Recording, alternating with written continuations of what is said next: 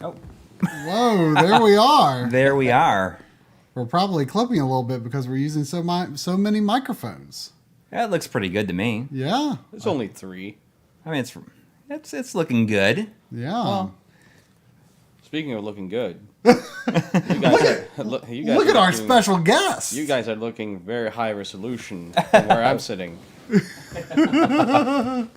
Yeah, more high resolution to your eyes than normal. The camera's real blurry, but It's the only like wide angle lens webcam you had, right? yeah. I mean, we could have probably. I bet we could have. We could have used a good camera, but it's just a webcam. Well, it was just me coming down from like across the world. You know. It's slightly blurry. But I think that it'll look better when we change angles, and it kind of gives you more of a close-up look. Yeah. Of us. Yeah. So Coury is in Try's house. Most importantly, how long has it been since the last time you were here? 2019. It would have been May What did May I of say, 20 2019. years? And I was like, wow, I don't. you haven't aged a day. Really? If you let my hair grow out, Yeah, that's it true. would be it'd be gray. But I also have a big patch of like gray white chest hair that I didn't have last time I was here. Hey, show it. I'm not going to show it, but I will tell you, like Sandy. that has happened. It's right. You can't just flaunt that stuff and not prove it. Well, you know, it's all right. I have hairy feet. You want me to show you that? No. Are you a hobbit? That used to be my nickname Oh, for a yeah? while. And one of my ex-girlfriends used to call me a hobbit because of my hairy toes. It Ooh, was a very difficult time in my life. like those hairy toes. Oh, you liked them. So I was just with the wrong person at the time. I wonder if I went into here, could I? Holy cow! It is. Maybe it just didn't focus, or maybe the is the resolution go down to the no. Hang on. Well, could that Look at that. There we go. Webcams don't know how to focus. There you go. Now no one knew who our special Boom. guest was because it was so blurry. I don't think they know it even still. I'm the guy that's usually behind John Lindman's back. If you look closely at the DF Retro videos, there's like this guy Just like over the creeping shoulder, out. like trying to signal for help. And that's me. Or when you guys have streamed in person, or recorded things in person, you're like just slightly off to his left. But Slightly even though off. you like look like you're in different parts, of, like way far apart in the video, you're like, It's always like, geez, that's a very blonde arm you see there. Lots of nice speckle. Yeah. well, Should we start explaining why we're here together? yeah. Or should we just do this for like another half hour? Well, we'll get plenty of time to Well, talk. I mean, I think there's a few super chats to catch up on, but first I see Jonathan Henson with the $5 just now saying 7 hours in line for 15 minutes of glory. Loved hanging out with Henry Clark, who's the man, and finally meeting up with the MLiG crew and Audi. Man, what a day. And that Jonathan Henson is summing up what we were doing. We went to the limited run games store opening, which is about... It's like 2 hours for you, right? 2 hours and 40 minutes or so from where I am. I see Chris Shaman in the chat, who is Coury's old longtime friend. We hung out with him last night. yeah. So it was a great time at the limited run games store opening. We shot some B-roll, not for the channel or anything, just mostly for fun, and we're just going to give it to them so they can do whatever with it. Yeah. But yeah, so we hung out. Audi was there because... Yeah, I mean, it was announced yesterday night, but I indeed did join Limited Run Games as a full-time employee, doing business development and producing video games for them. So they flew me in for this, pretty much overnight, basically. So it was all very last minute, and I went up to the customs agent, and she's like, "Gonna have any good food on this trip?" And I said, "Madam, there's only one thing I'm into taste for." She's like, "What's that?" "Freedom." So I came and, had Taco Bell, as I promised her. Taco Bell and Cookout. We had cookout today. You haven't had Bojangles since you got here, though. I had Bojangles. You have had it once. Okay. Yeah. We still got to get you a Popeye's chicken sandwich. I haven't had it yet. Have you had a hamburger yet? No. Well, we're going to change that. You know, I have not had it. In a big way soon.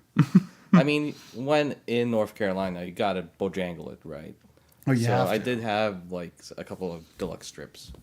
Some honey mustard. Oh, Henry Clark finally had Bojangle these cookout, nuts. and it was so good. And it's pretty cheap for the amount of food they give you, you know?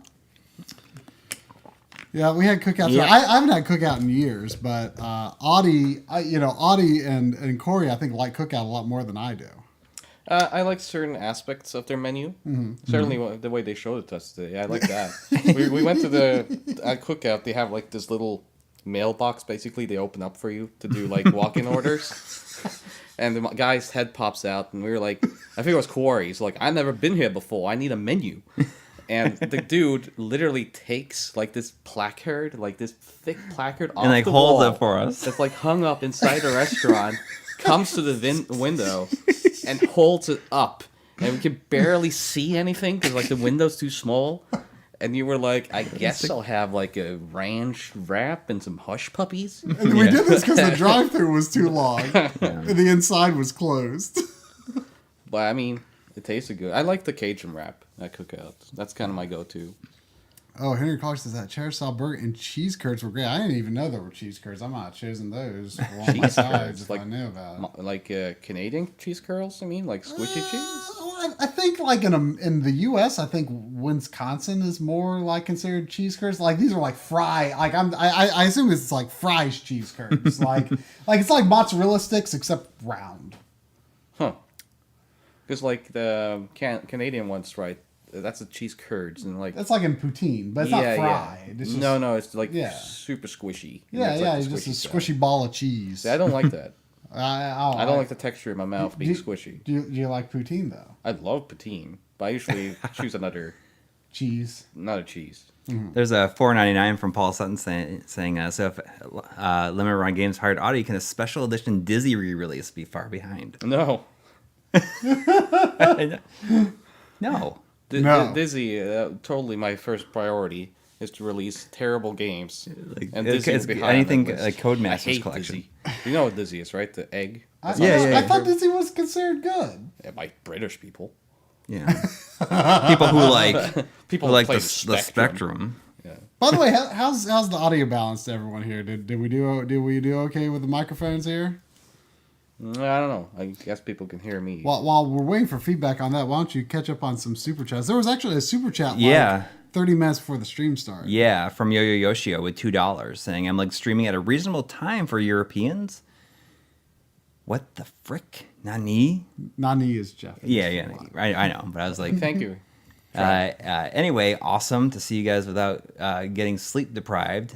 And hi, funny white shirt cat man. I don't know what a lot of this means, but especially the part where we're streaming at a reasonable time for Europeans, because we're starting at the time we always do. I don't know did Europe have like daylight savings time that like caught them up with us or something? I don't know. No, that's over now. There was a period of time, because I usually watch your streams when I wake up to go to the bathroom in the middle of the night. And like, that's, lately it was like an hour earlier than usual. And he also Yo-Yo Yoshio had $1 saying in a Richard Ledbetter voice, and here we have the temporal quadrilateral anti-aliasing MLiG have deployed to smooth out jagged edges. It does a marvelous job at no performance cost. And alas, it's No performance costs? That's impressive. We need to patent this and sell it. and such it's a bit of a mixed bag. If it were, as it were. Yeah, that sounds like it. And we saw Jonathan Hinson. Yep, we and already... in Demo Kirby had I wish I was able to go to the Long Island, or why did I say Long Island? It's like I want to say like I don't know. Lazy Game Reviews. Yeah, we went to Lazy Game Reviews store opening. Limited Run Games. See, Yeah. go to Limited Run Games. I live in Lexington, North Carolina. I'm not sure how far away that is. I don't know exactly where. I mean, it's a famous name because of Lexington style barbecue, but I actually don't know like where in relation to anywhere in the state it is.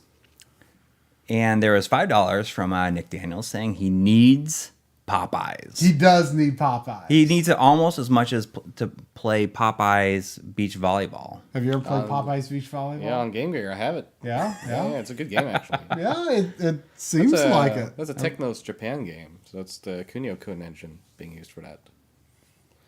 I guess no one knew that. Wait, which one? Which Popeyes volleyball. It uses the Kunio? Yeah, Really? it's a Technos game. Yeah. I did not know that. I feel bad for like kind of making fun. I just think it's funny that it's just It funny. exists. Yeah, it's like the precursor to Klonoa's beach volleyball, right? yeah. It's just so weird that of all things, it's like the only version of that game is on Game Gear. There is a Popeyes wrestling game, Wrestle Crazy 3. That sounds like a lot more like it would make more sense. And yes, in theory, but they had Popeye fight different aliens, which are infringement of copyright. So you fight like a xenomorph from Alien. You fight Alf, I think, or Alf is in the audience. I forget now because it's been Really? a long time. Okay, since I this played it. definitely does not make sense. Yes. No, it doesn't make sense, but it's a game. It exists. It's in my book. And lastly, there was $5 from Aaron Welsh saying, "What happened to Sandy? What have you done with her? And why are your shorts so short? And why do I like them?" Because they're comfy and easy to wear. Are your shorts that short? I mean, from here it looks like you're not even wearing them, but I mean, maybe if maybe I can pull the legs down a little bit. I'm all into the shorts. should be mentioned because I got a lot of messages yesterday when Limited Run made their announcement. I made my announcement.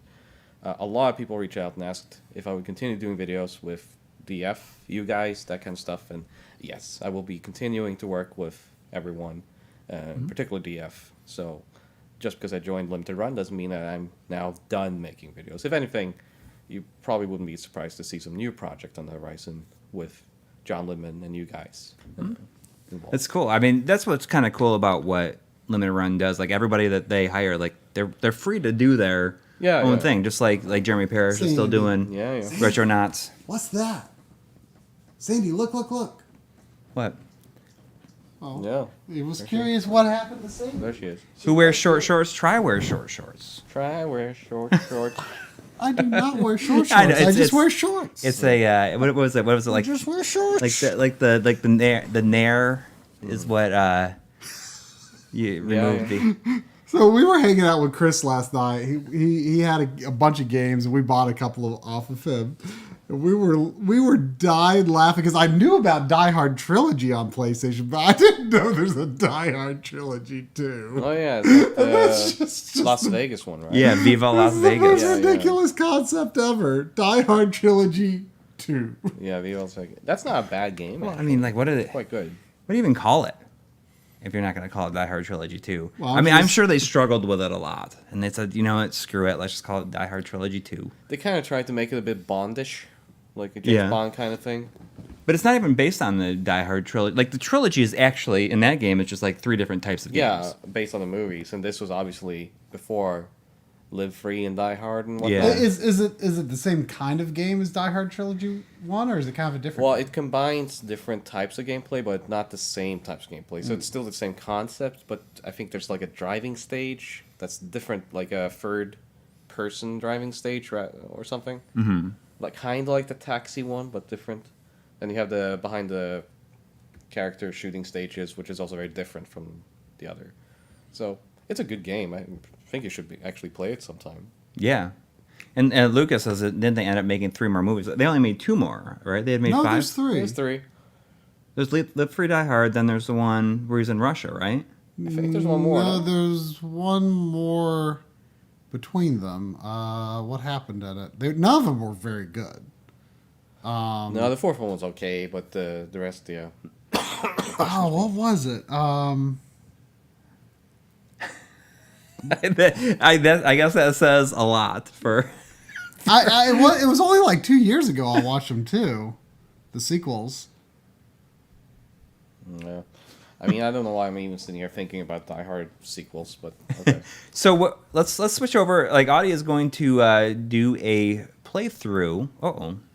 Oh, it's sized. You do try. It's sized for 4K. Um, Give it to me and let me see if I can fix it. Technical issues, just stand by. Are we streaming in 4K? No, but I mean the Xbox is 4K. So if I do this, will it work? Nope. What if I just go in here and say? Pretty sure they Oh, I announced. see. What if I just what? Do it at 4K, upscale it to 4K? Yeah, I'll just say 3840 by 2160, and there it is. All right. How about that? Yep. How about that? Looks I like think it that you works. may need to catch up on a few more Oh, yeah. super chats, but Audi, go ahead. Audi said that he can beat this game in like 20-ish minutes, so we Hopefully. wanted to... It's been a while. We don't, We we, want to we don't see. need to pressure him, but like, however long it takes is awesome because this is like one of the best games ever made. Yeah, and I mentioned many times on DF that it is the game that made me decide to become involved in video games. Yeah. Or a living when I played in 1992. So it's a game I play every year once. Yeah. Just kind of keep it in my life. And yeah, it's very important to me. And I'm sure we'll talk about that as I play along. Yeah. Corey bought that screen right there, or that art, more a wider version of it as a poster this weekend. Yes, I love that. I love it. I think the poster doesn't have the logo on it either. No, it's just pure. Yeah. This is Corey's Switch, by the way. Yeah. And Try doesn't. We were gonna. I had to buy the digital version of this because Try doesn't have like any version of it. He says I don't like those rotoscope games, but I think that he would like this because especially since it's so short, you could beat it like in a night if you want. I mean, I want to like these games, but they've just never clicked with me. Really. I mean, there's certainly a game from their time, but I like the look of them, but like the controls are very difficult. yeah. I mean, this is a game that kind of deconstructs the concept of the game in Yeah. real time. Well, I mean, this is like it's so simple compared to like Flashback, Yeah. Which came after from a Yeah. different developer. but it was all like through Delphine though. Delphine, yeah. Yeah. Which, The thing you want to start from the beginning. Is the game audio a little too high, maybe? maybe. People can let us know. Is the game audio too loud? Because I don't want to start it and it just breaks people's headphones. I mean, it's not going to break people's headphones, but I just want to make sure that it's not louder than us. Yeah. But once we... Someone said... Henry Clark said Yeah. I'd lower the game audio. So Yeah, well, especially once you start playing, it becomes like Or maybe a bit there's So not a lot close. of music in the game. So we're playing the remastered more. version. Yeah, but that's pretty loud, so Yeah. let's Yeah. pull it down a little more. Oh, I didn't realize there was music playing on his car stereo there. Yeah, this is the remastered version, which adds Right. a small detail and has cleaned up graphics and such. But I do think that the remastered, It's done super tastefully. I think. yeah, because it was done with Eric Chahi's oversight. Mm-hmm. So, and Eric Chahi is the programmer on this and the creator, and Oh. he did this all by himself. Wow. Yeah. Music was handled by Jean Francois, I think his name is Freitas. Yeah, the original audio is a little bit minimalistic, like the rest of the Yeah. game. But this remaster soundtrack, which I think is based on Sega CD version, is very good. Yeah. So just kind of going back in time to some of these donations, there was a $4.99 from Rodark1 saying, "Nice seeing you at the Limited Run Games event. Thanks for spending your time to chat and take some pics, and hopefully you will have some rest."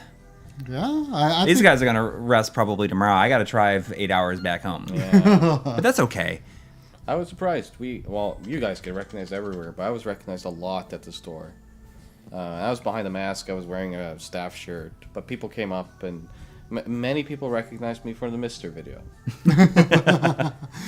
But it was cool. Like there was a lot of people there, and just like when Yeah. we were going to the tents to shoot, there was like a lot of people like stopped us, and it's just kind of surreal. Like the whole experience was, I felt like it was really amazing because we were just gonna go anyways, Yeah, and I sent a message to Josh from Limited Run, and I said, we're gonna bring our equipment. We can shoot some B-roll and stuff for you. yeah.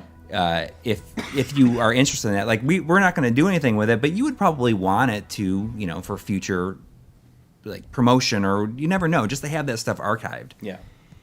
And he was like, "Oh yeah, that'd actually be great." So then we went down and we got to like visit the offices and then visit the store and everything. And for me, just it was kind of surreal seeing like some games that we were involved in, like seeing like the Battle Garaga limited edition and like versions of Night Trap like on display, and kind of like just I guess existing in the real world. And I felt like it was like kind of emotional for me in a way, and like it just like made me really step back and reflect on like we have been just so lucky, like making like with our channel over the years, and just been so lucky to be involved in the things that we have.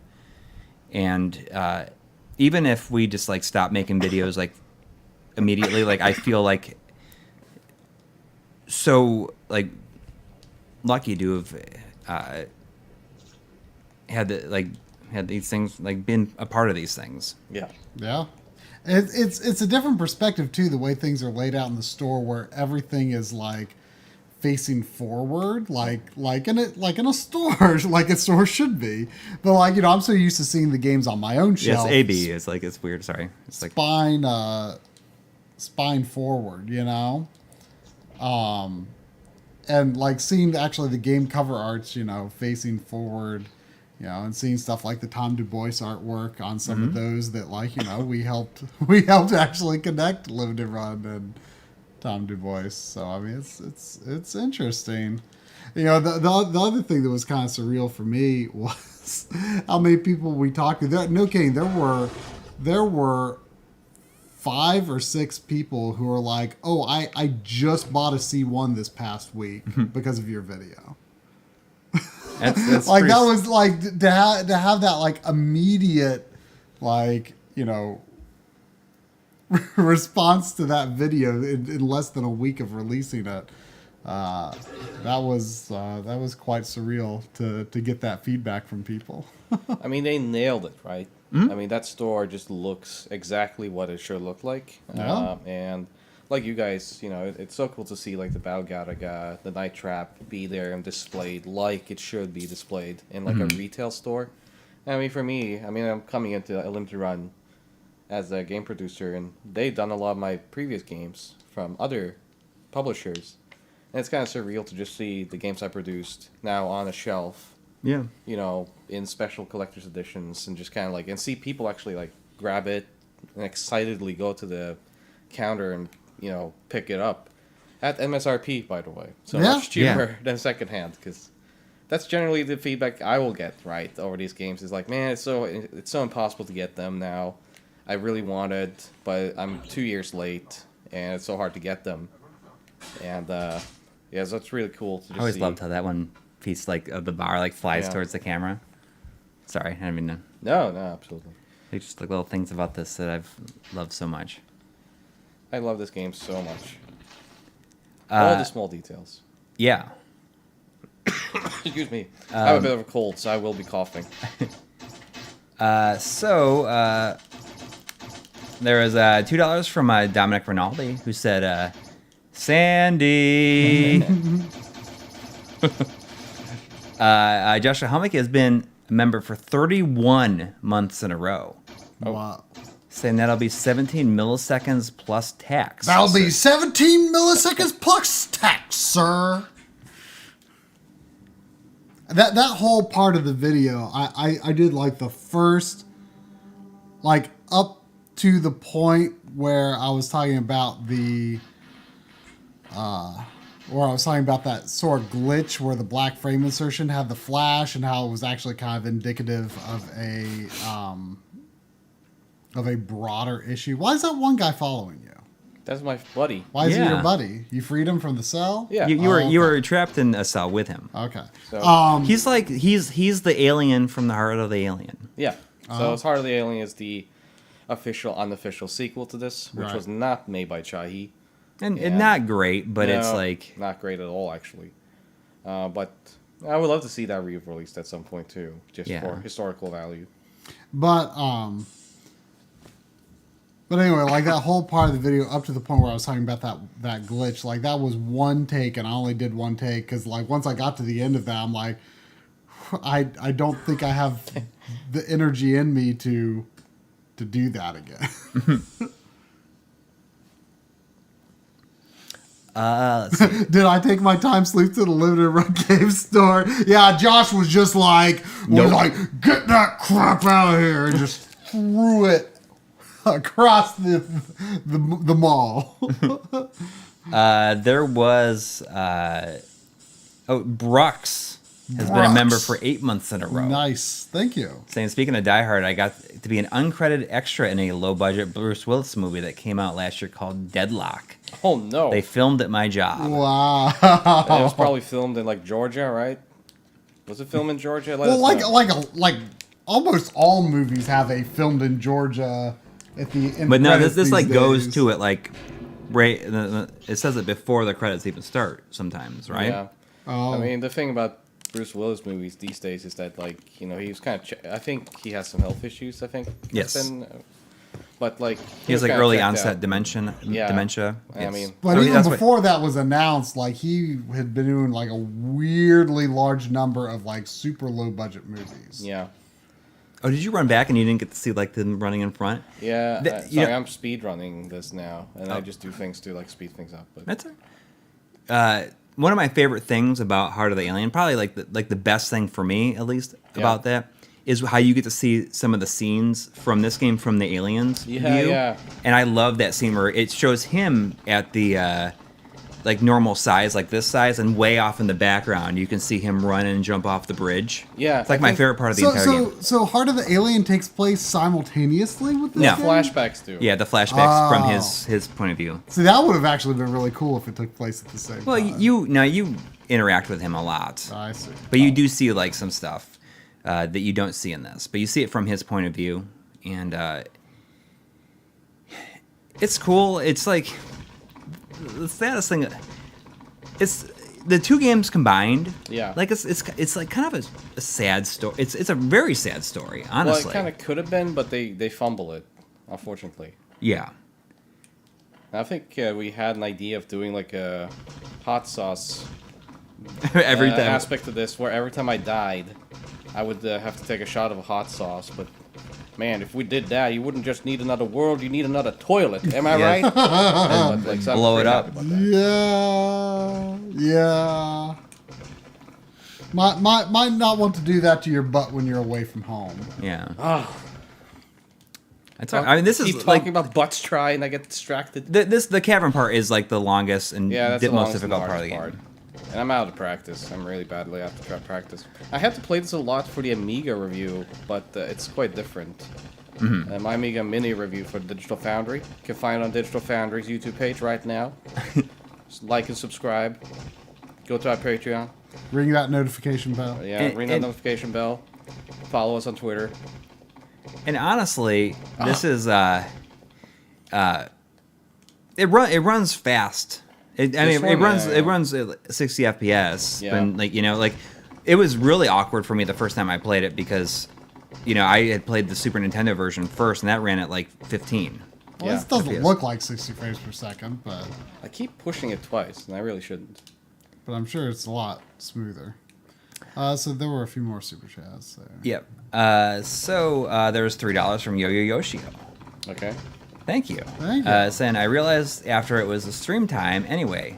I'm curious why you like big screens at a 27-inch monitor and replaced it with a 24.5-inch monitor. And I'm waiting for smaller OLED. I just find bigger screens uncomfortable. What's the appeal? Well, I sit back from my TV. I mean, we're not much PC gamers, so like we're not like sitting up at a desk, I mean, Yeah. I do understand like you don't want to have to be like looking I always around the screen so much when it's like huge and right in front of your face. But we're sitting in a living room, so I do like bigger screens. But for a computer monitor, yeah, I mean, bigger screens with certain levels of resolution can be very helpful for especially if you're like doing work like video editing or something where you need to have like a lot of stuff on screen. That definitely helps.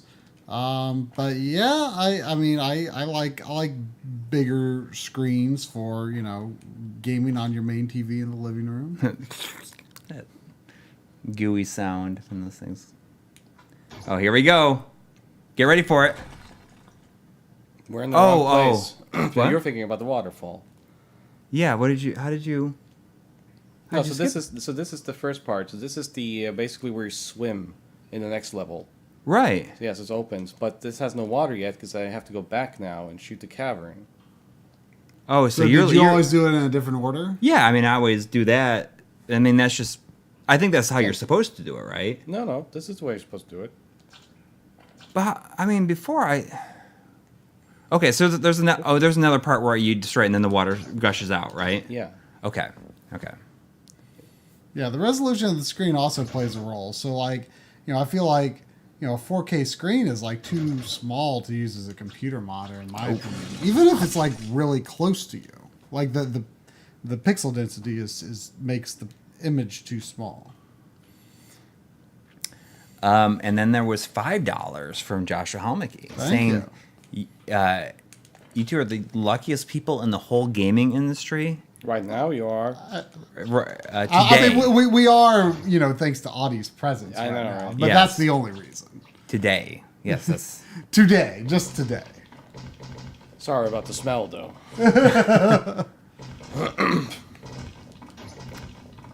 Oh, that's right. You got to do this. So, yep. It's It's just... really clever Yeah. mechanics for... This is a 1991, 92 release. I mean, nothing was anything like this when it came out. Right. Literally nothing. Okay, now you got... I love shooting this thing. I always thought it looked like an anvil. There you go. Yeah. I mean, you do it, and that's right. You get on that rock and it shoots you up. Yeah. What's kind of cool about the console release of this, so every version is different. And if anyone says the 3DO version is best, I'm not your friend anymore. But so the Amiga version came out. Here we go. And the Amiga version, being the original, it's very good. But the console versions are all very different from one another. And... I always love that death animation. So the console versions add a unique soundtrack, which both Coury and I are big fans of. Mm-hmm. I actually do enjoy that soundtrack quite a bit. Jumping twos. And then the 3DO version was... there's a long story to this, but let me just do this section first. Yeah, I gotta focus, boys. I don't think I'd ever seen like the full scene before the gameplay starts that we saw. Like before he's in another world, right? I don't think I'd seen that full scene before, and it kind of makes me think of, kind of the setup for Axiom Verge a little bit. Yeah, there's some similarities there. Yeah, I'm actually. sure there's some inspiration going on there. So the console versions were handled by Interplay, which was the international publisher of this. Interplay didn't like the game, so they constantly wanted to change it. And Eric Chahi hated any type of change they wanted to make. So they had a he was long right. fight. What's kind of funny about that is there's a story where Chahi basically he sent an infinite fax. Have you heard that story? No. So they want to take the end credits song out and replace it with something different. Mm-hmm. And Chahi was like, no, the Freitas, the original soundtrack, is the soundtrack. Don't change it, and especially not that song. So For the console versions. Yeah, for the console versions. So Interplay, not listening to him, he got frustrated, and this is before internet and whatnot.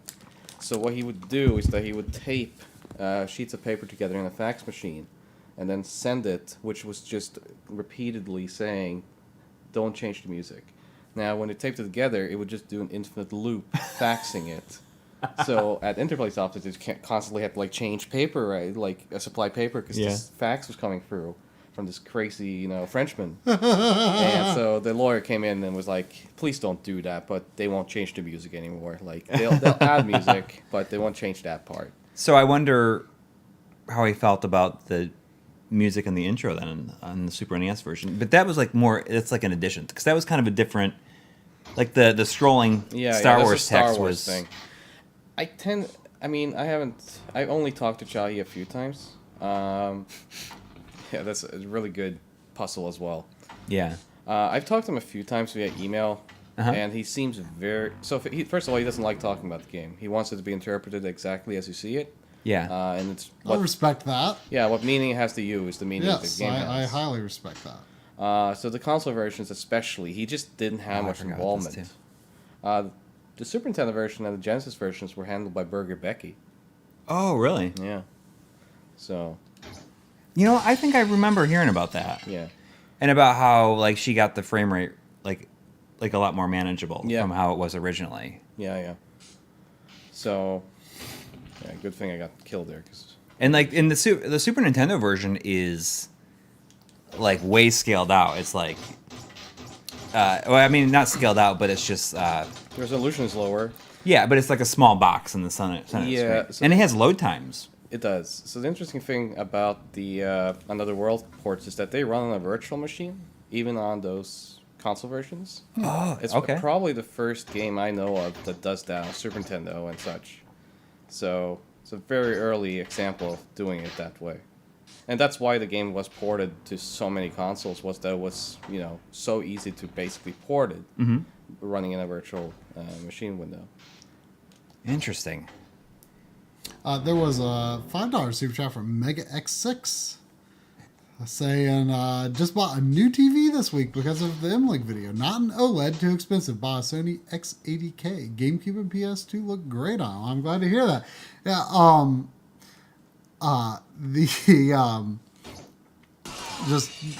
I don't know anything about that particular model number, but seeing the model number made me think of how I heard that, Oh, you're looking at the reflection in it, weren't you? Yeah. I forgot about that. Oh. It reminded me that I did hear that the Samsung's first QD OLEDs that just came out, apparently, this is just hearsay, but it came via the MLiG Discord. Apparently 1920 by 1440 does not work on those. So that would have been a big disappointment for me personally. Not a big deal for everyone, of course, but that would have definitely been a big disappointment for me. That's like the action hero shot right there, or move where he like does the roll and picks up his gun. Pretty much. And it's so cool. It is. I remember like the first time playing this and seeing that happen. It's just like done so well. For some reason, I thought you could run out of ammo. You can run out of ammo. It probably takes a lot. Yeah, it does. I think it actually isn't based on how many shots you do or anything. I think it's like based on triggers where you are in the game. If I remember correctly. Okay. So.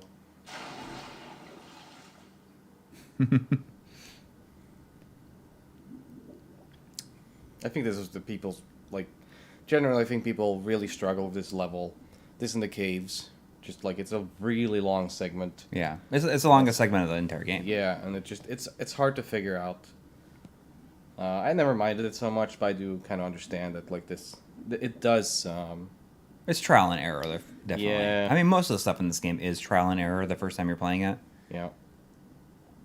But it's done in a way that the checkpoints aren't bad. Yeah.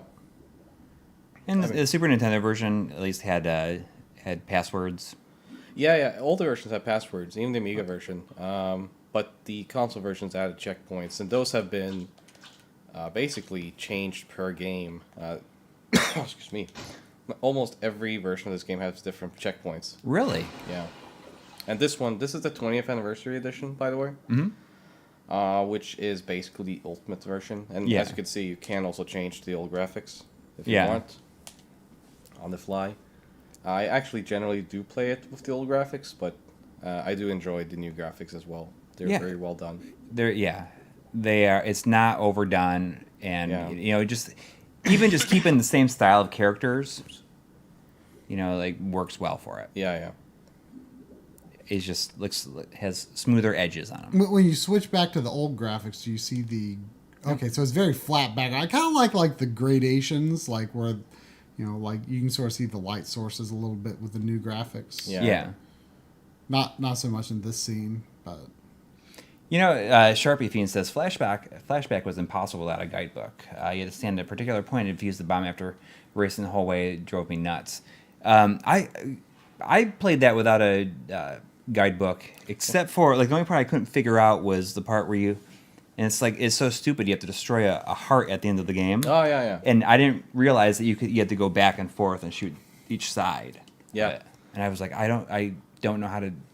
My bullets are going right through this thing. yeah. Flashback is the game of this style that I've played the most of, and it just. Oh, is this the tank? Oh, Yeah. I was just kind of bored with it, and it just didn't really resonate with me. I hate to say it. I love the look of these games. I love the vibe of them, but I just wasn't having a good time playing it. I hate to say it. holy cow, there's $50. Whoa, from Rusty Moyer. Thank you. Wow. Wow. Thank you. Saying, I love the C1, C2 video. Went shopping for a 65-inch at Best Buy today. Also looking for cheaper LED TV Thanks, for Henry. I'll get it. expos. What's a good resource for finding TV display lag? I think ratings.com or rtings.com. It's rtings.com. They do a very sort of... I guess it's your boy. It's a very how to put it? It's a very methodical sort of review. They do the same tests on every TV. There's not a lot of variety in how each TV is analyzed. It's meant to be very objective and analytical, and they do have a lot of input lag tests, but they don't have 1920 by 1440. But for the most part, you should be able to get good info from there.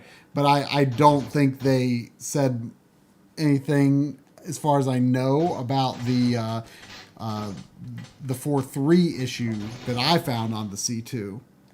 In fact, someone actually left a comment on that. That, as far as I've seen, has not had a response yet. But someone actually left a comment saying "Hey, MLiG found 4.3 lag." Oh no, is he going to make it? It goes so fast when you throw something there. Yeah. You talked about I missed a super chat earlier too from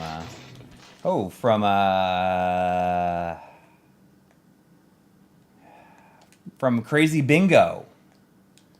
29 minutes ago. I'm sorry about that. Yeah, I see. Sorry. $5. Thank you. Saying I missed the opening day at Limited Run Games and missing everyone. Well, if you have a chance to go to the store at some point, they still have they have plenty of stuff. I think they're going to have an interesting. They're always going to have an interesting stock of stuff. A lot of people thought that being so far back in the line, they were. Everything was going to be gone, and that wasn't the case at all. There were some things that did get gone, but for the most part, I think people had a lot of varying tastes and interests in what they wanted to grab, and so stuff remained in stock. Oh, so, yeah. I'm really curious to see, if I get a chance to go on any time other than opening day or when there might be some other kind of event. I'm really curious to see what an average day at the store will be like. Although unfortunately for the customers, for now at least, they're only planning to have it open for 3 days a week, I think. Yeah, so it's open Friday, Saturday, and Sunday from 11 to 6, I think, or 5. And I mean, if you can make your way out there, there is a lot of stock. It's being restocked, basically all weekend. Can't always guarantee what you're looking for is going to be in stock anymore, but for the most part, I think most people looking for stuff yesterday found what they were looking for. Yeah, it's also, they've got a good little retro section too. They do have pre-owned games, yes. Yeah, and it's not a massive section, but they do have a fair. It's awesome. I'm sorry. Know, right? It's just I totally forgot about that. And then it's funny going to the Coliseum, right? Yeah. But I just love that though. It's like letting them all out.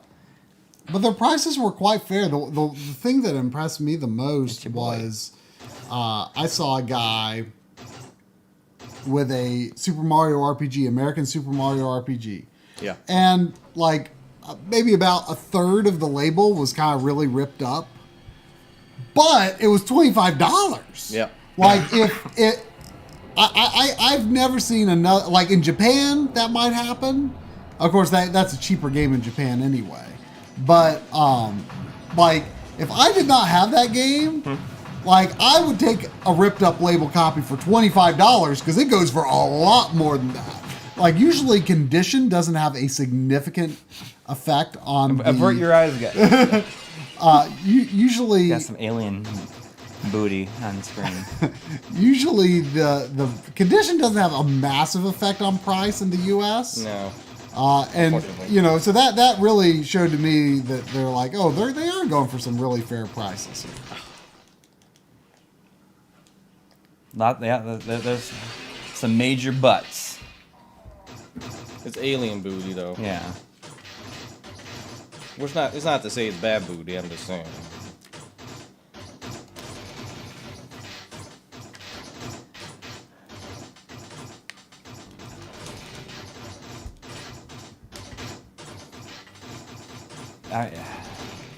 There's so many like little bits in this game that I forget about. Yeah. But I'd forgotten about the jailbreak there, and like letting all the oh here we go, the lion thing is getting out. Yeah. Yeah, these two guys are definitely big fans of Flashback. I've played a good bit of it, and I wish I liked it more than I did. I mean, this is a lot better in Flashback. I don't know. They're very different games. Yeah. I mean, this is Flashback is more Prince of Persia-esque. Yeah, this is an adventure experience, whereas Flashback, I think, is a straight-up action adventure, like just straight-up video game in that sense. This, I think, is much more of an experience, like almost Yeah. an interactive film. Yes. Interactive art piece, rather. But like, I love Flashback, and I think it's one of the best games ever made. I never played Fade to Black, but is it not so good? But who's the guy who directed that? Paul Cassette. Yeah, he's making like a real Flashback too, though, isn't he? Yeah. Damn. IG. I do like that sound. Yeah, it's like the Oh, they slap. start your hair again. Wow. I love the motion blur on the guy that Yeah. pops out from the back too. Do you think this game could be successfully made into a movie? Like I mean, I'm sure you would want it to be basically almost a silent film if it was. Yeah. Yeah, But do you think it would lose something for not having the interactivity element? Yeah, because I think so much of what made this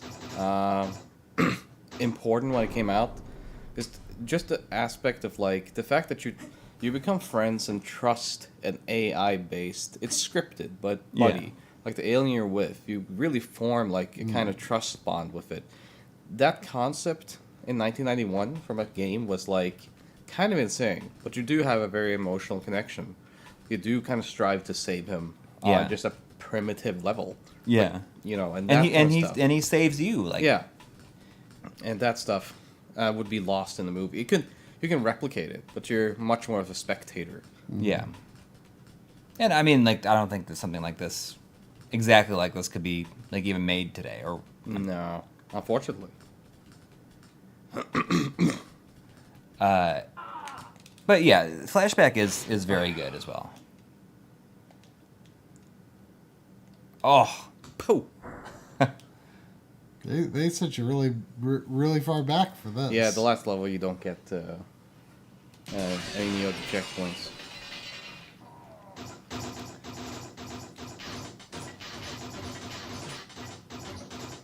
and even like in the second one, it loses something because it just makes it so much more complex overall. Yeah, it's much more of a game. Like, Yeah.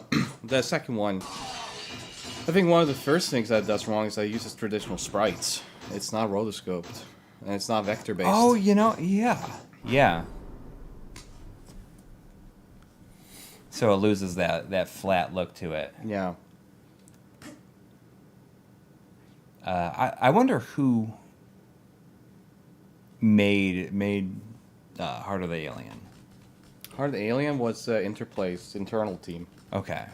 Like, I wonder how they felt about that at the time. Did they feel like, oh, it's kind of weird that we're doing this, but we gotta? Or it's like, this is what we want to tell? So I did a big article on this game back in the day for Hardcore Gaming. Mm-hmm. And I spoke to some people that were involved with Heart of the Alien, which all of them were not fans of the original game. Mm-hmm. And Interplay's own standing on Another World was that it wasn't a good game. They had picked up something that, Europeans got it, but Americans just, it wasn't good enough for them.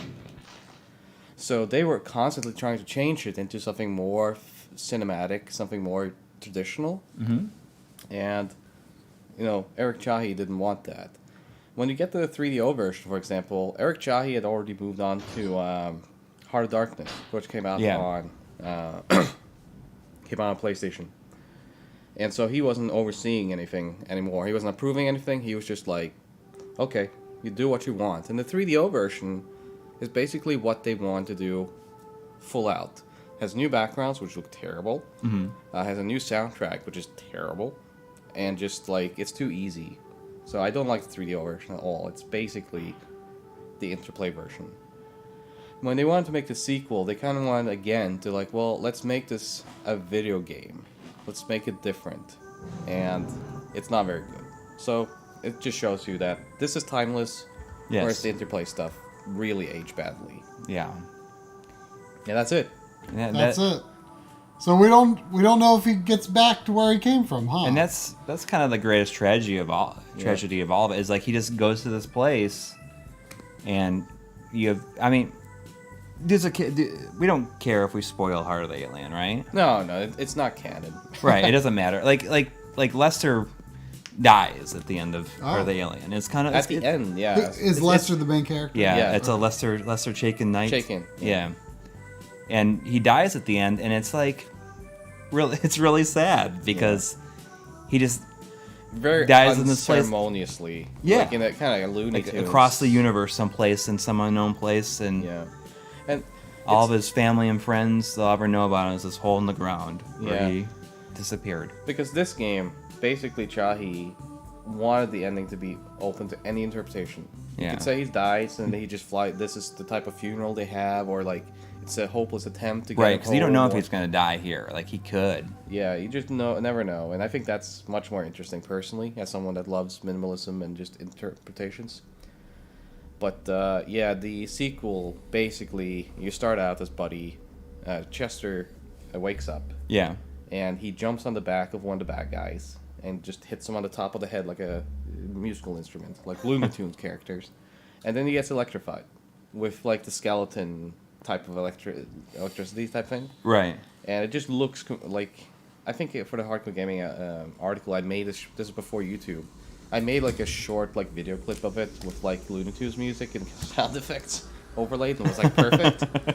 But I mean, it's just a terrible game, and many people were telling me back then from Interplay's side that oh, that was Chahi said kill Lester. That's his only word from on the sequel. He's oh, do whatever you want, just make sure to kill Lester. Chahi himself was just no, they suggested that, and I just said that's the only idea I kind of like, but not at all did he come up with that idea and say well, that's at least his. Didn't want him to die like a Looney Tunes character. Why he told me it was no, don't need to kill him. I wouldn't have suggested anything finite. Mm-hmm. I would just be well, if you're gonna do anything, kill these characters off, because I don't want anything more to do with it. There is a illustration that Chahi did where Lester's sitting on this big throne with his gun and looking kind of depressed. I think that's the closest you come to a suggestion. Wait, he made that? Or yeah, what? It's a postcard. You can find it online. I'm gonna look It's it a up really cool drawing, but that's the only suggestion you've had. Lester sitting on a throne? Throne, yeah. He's gonna take it over. Yeah, so there's some suggestion that maybe he took over some part of the planet, or it's just made kind of a leader of some kind. Because he's obviously super smart. Yeah. Smarter than. There was a $5 super chat from Nicholas Daniels saying Another World was perfect as is, and the tinkering with it from platform to platform always bugged the crap out of me. So what is considered the definitive, original, most purely Eric Chahi version of the game? This is now. Yeah. The 20th anniversary is what he suggests. It's like... But then what was it before this? I'd probably say the Amiga until the 15th anniversary came out. I think the Amiga would probably be the one he would say. That the Black Beast is like really scary looking at that artwork there. Yeah, and this is also done by Chahi. This is a painting he did to interpret what he imagined the game to be. And, you know. Yeah, Paul Sutton says it's kind of like Conan sitting on his throne holding a sword and looking unhappy. Yeah, did you find the image? I did not. Like, I looked it up, and I... Another World I just looked game up postcard or something? I don't know. There was a $20 super chat from EB Chill 2. Thank you so much. Saying congrats to Audi on his new gig and his great Amiga video. Oh, thank you. Surreal seeing you guys together. I feel like I'm in another world. Yeah, maybe we're a work of art all on our own.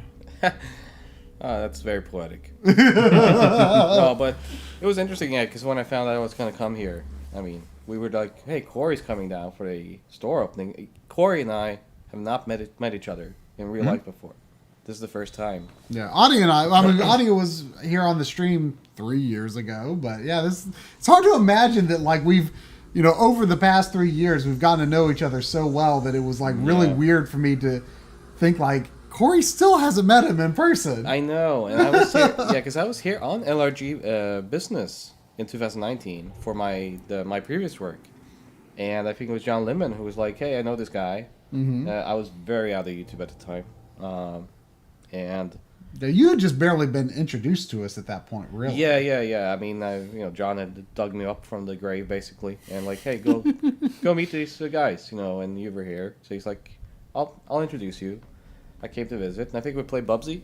Yep, played Bubsy, and we must have played something else. Cybernator. That's right. Yeah. That's right. Yep.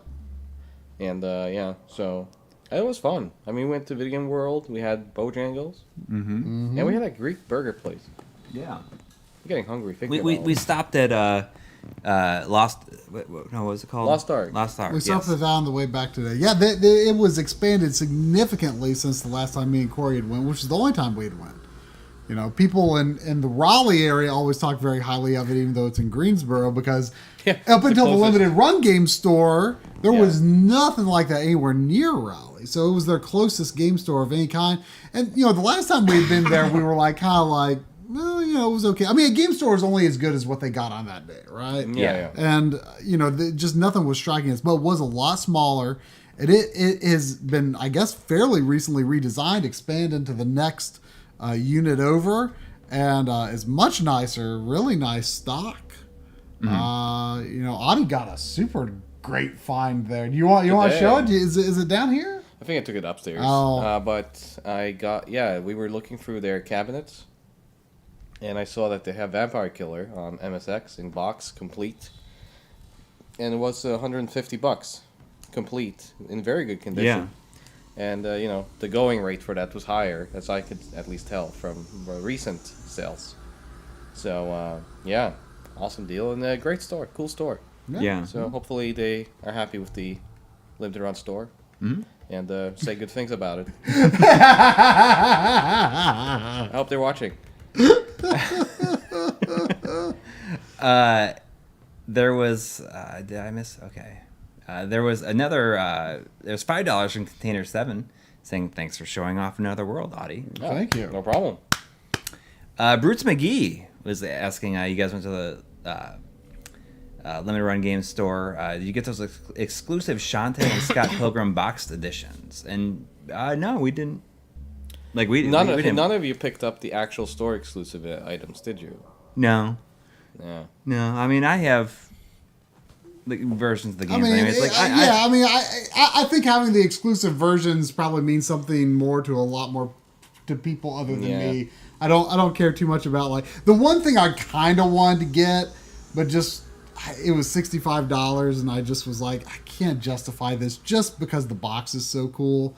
but the Blazing Chrome Special Edition, like Oh, the VHS box. the Yeah.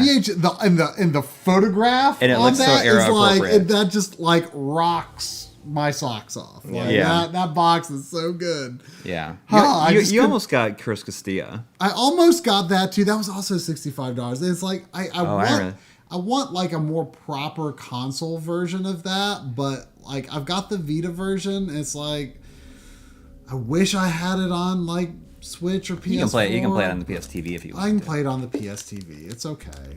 It's okay. Yeah, it was really fun. There was how many people? It was like 2,000 people. Yeah, somebody was saying it I was don't like definitely know. It was at least a 2,000 lot. people. It was a lot. I did this big, went down the line, and it's like all the way around the top, like snaking around, like the line was like doubling back on itself in some places. Yeah, and then went down the stairs and around it, and I feel like they got everybody in by the end of the day. I think they did. Yeah. Like they were like when we left at 5:00, we were there from like 7:30 to 5, and I think that it seemed like I could see the end of the line. It was all upstairs, and I feel like they got everybody in yesterday. Yeah. I think there was one that scrolled off, Probably. or was it just one? There was $1.99 from John Ingayan, saying to come to Orlando, and we've got 5 retro game stores. Yeah, I think was- it's Neon. I don't think it's. Yeah, I think the G is silent. Oh, what? I think Neon. I don't think you say the G. Oh, in Yen. Okay. Yeah. Sorry. I'm sometimes I but probably Orlando got 5 great retro game shops. Yeah, it sounds I mean, it might be actually a little bit more than we've got in Charlotte. That sounds awesome. Yeah, I mean, we've got a lot of retro shops in Charlotte, so I don't know why Raleigh was so retro poor for a while. It's very strange. Yeah, well, there's like nothing there. Mm-hmm. So, and the nice thing is, right next to the limited run store, there's a tabletop bar. So you Yeah. can buy games and go sit down, have a drink, and play some card games. Yeah. It's cool. I think that store or that restaurant is probably, or that bar is very happy that I think they were very happy yesterday. The- Because I yeah. saw like the general trajectory was like go in, buy 14 games, and then quickly hurry into that. they're like more than 14 games in a lot of cases. I was joking to everyone I saw. Like, I mean, it's literally just true. Like everyone in that store, I'd never seen anything like it before. I'd never seen anything like this at a convention or anywhere else. But you know the meme of the guy who's like, "Why can't I hold all these games?" And like everyone in that store, like the stacks of stuff they were holding in their arms all at once.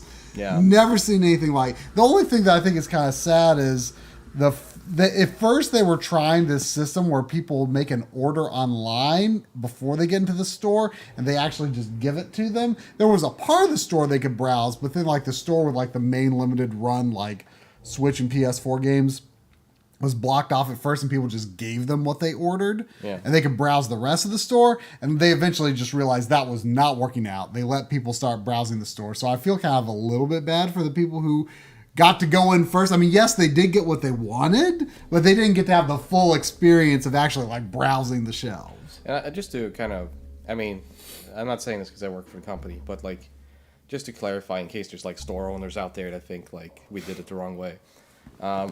The thing is that like, we were preparing for a line of 2,000 people to get into a very small store. And kudos to Josh and the team because, they tried to solve the problem. The problem wasn't solved by that first system. And they pivoted and fixed it. Most Yes. retail stores would have just stuck to their feet and been like, well, we can't change now because Right. then everything would be chaotic. But they, on the fly, figured out that we got to do it differently. And then people started coming in. And throughout the day, people were happy. They were in line. They were talking together. Yeah, I mean, yeah. one Yeah, likes it seemed like waiting. everybody in line it was just like having a You great guys time. were like doing a community service because you guys were like outside filming and talking to people live. Yeah, people had a good time even though they were just in line. Yeah, and then there was also the tents where there was other things you could do and other things you could get. And you could do the signings with Matt and Aaron Bozon and Adam Tierney and Bannon Rudris from River City Girls. Yeah. There was a separate tent. Yeah, it was on good the game. parking It was good game to meet them. lot. I thought it was so funny because you guys went down to film some there, and you were guys going to come back, And because everyone recognized you in line, it was just like, it took an hour to do a literal 3-minute walk. Yeah, but it was cool. It was really, really cool. It's very, very humbling. Being. It was surprising. It's. You were kind of unannounced guests, and I think, in hindsight, it should have been guests probably announced, because, people were super excited to see you guys there. Yeah. But it was a complete surprise, and I think people were, so happy to see you guys together. It's been pandemic for 3 years. Yeah. We haven't seen each other. We haven't seen each other, and they haven't seen you guys at conventions. And here you are just, in line with them talking. You totally made people's day by that. And, it was fun. It's fun, seeing people that you wouldn't expect to be there, but then probably when people saw us, they're like, oh, it makes sense, because, when you think back on it, we did a documentary on limited run games when they had, 2 employees. 2 employees and hadn't even released more than 5 games. At that Yeah. point. They're so huge now. It's Yeah, unbelievable how much just they've grown. And we've seen this from the beginning. Yeah. So I mean, it felt like a fun, like a kind of a full circle thing to do. Is go down there and visit and see the store at this on its opening like that, because it's like. I think for their anniversary, they really should bring it back to do a new documentary. 10 years later, Where, or something like that. I think you should start with the ending of the old documentary, fade to black, and then the old. Well, haggard now I'm already Douglas and envisioning Josh it. Just are we doing this again? I'm envisioning him talking about all the games we'd like to release, and we can go boom, boom, boom, and show them all really quick, all the ones that actually happened. So, how and cool I would think, it be? Although we would have to skip over Phantasy Star Online. Although it did happen. It did it's happen. still a happy situation. Yeah, just not the way they envisioned maybe, but it's still time. Yeah. But I do think for the anniversary, there definitely should be an update. That'd be cool to do. Project. There's $5 from Warren Hokie, who says, I've been playing through a Crusader Ascenti on Genesis. What a gem. And holy hell, is the cart expensive these days. Thank heavens for Everdrive. I played that. I tried that game. I knew the name and I knew it was a really expensive Genesis game. I never tried that until I tried on Everdrive for the Mega SG episode. And I was just blown away by the animation and the graphic style, color. And I immediately went and bought the Mega Drive version. And I had bought the Mega Drive version when we were filming them too. And You're I was right. Like, you should get this. And I got it immediately because it's actually, at least a couple of years ago, it was not an expensive game. It was $30 Japanese. You mean game Soleil? complete. You mean? Soleil or Ragnarsenti. Ragnarsenti. Oh, Ragnarsenti. Yeah. What's weird though is ever since I got that, and I've not played into the game, I've just ran around a bit. But I feel like I've generally heard people actually say that they don't like it. Actually, I mean, I don't know what that's about. I kind of fall into that camp because I think the game looks impressive, sounds impressive, and then I get so tired of the actual mechanics half an hour in. I have that same issue with Alundra. Yeah. Alundra drives like me Alundra. nuts. Yeah. Alundra drives me. It doesn't strike me like Alundra, but yeah, I don't like Alundra very much. I don't mean necessarily that they're similar games, but just I have that same issue there where people say it's really good and Zelda-like, but I just after half an hour I'm done with Alundra. I've heard people classify Crusader Ascenti as people say it's kind of a kid's game. Yeah. Maybe it's kind of simplistic or something. I don't know. But On that note, do we want to start some battle odes? Battletoads. Battletoads. Battletoads. On that note, let's play some Are we Battletoads. playing? Speaking of being- are we playing the NES Classic? Is that what we're doing here? The Super Nintendo sequel? with a 3-player hack. Yeah, the three-player hack that probably doesn't exist. Are you telling me we're not playing those? There's no other Battletoads too. What are you talking about? What's coming up? No one told me about this. Oh no! It's the Xbox reboot. Oh no, indeed. Oh no! I went to E3 2019. Try and forecast. Where'd you go? I'm gonna just sign it as a guess. Because I'm gonna have to log in. Password. Yeah. Okay. Yeah. How's, I gotta hit the 3-line button. I am. So we're playing some couch co-op, or couch. Oh, did and you hit the Xbox button? I did. There No, you go. you didn't, or did you? hit back. Is this the one player button? Are you using the third player controller? I shouldn't be because the Xbox was off a few minutes ago and I turned it on. Because now I'm 2-player. Hang on a second. Yeah, so I'm controlling 2-player. Oh. Who's number 3? Oh, I guess it was gonna be. I just tried to sign myself in. Audi's the goat. I can't log in. That's funny that we both. We'll just add a guess. Yeah, I know. I couldn't see it. I want to be. Can I be him? Is that Rash? I don't know who's who. Yeah, you're Rash. The guy with the sunglasses? Yeah. It says their name Oh in yeah, the it does. background. It says Rash right behind him. I'll be Pimple. I'll be Sitz. Like Drum and Lynn were here the other day, and Coury was like, "Ooh, I won't watch you guys play Battletoads for some reason. I don't know why. Yeah. Why he decided that. But we tried it, and I don't know. We weren't really grasping it. I think. But and we're like a little ways in. Can we? It's probably okay. Well, no, because there's like tutorial stuff, and we'll need to learn the buttons and stuff. Wow. Can Hang on, let us. select saves. Oh, there you go. Tadpole. You want to do Tadpole? Yeah, let's just see how fast we can get. Far we Yeah, let's get. just see how far can we, because we don't really care about this I'm game. gonna play some Tadpole. So yeah, when I was at E3 2019, we were invited to play this game. And I just remember seeing the devs' faces. That's me and John Lemon kind of came to a realization. We don't like this. I just remember seeing the devs' faces just kind of like, oh no. When we were playing this the other day, like the voice, Here's the pause music is playing right here. the voice acting just feels very just like someone is just reading lines from a script, and like the characters are very animated and everything, and the voice acting just feels like it falls flat.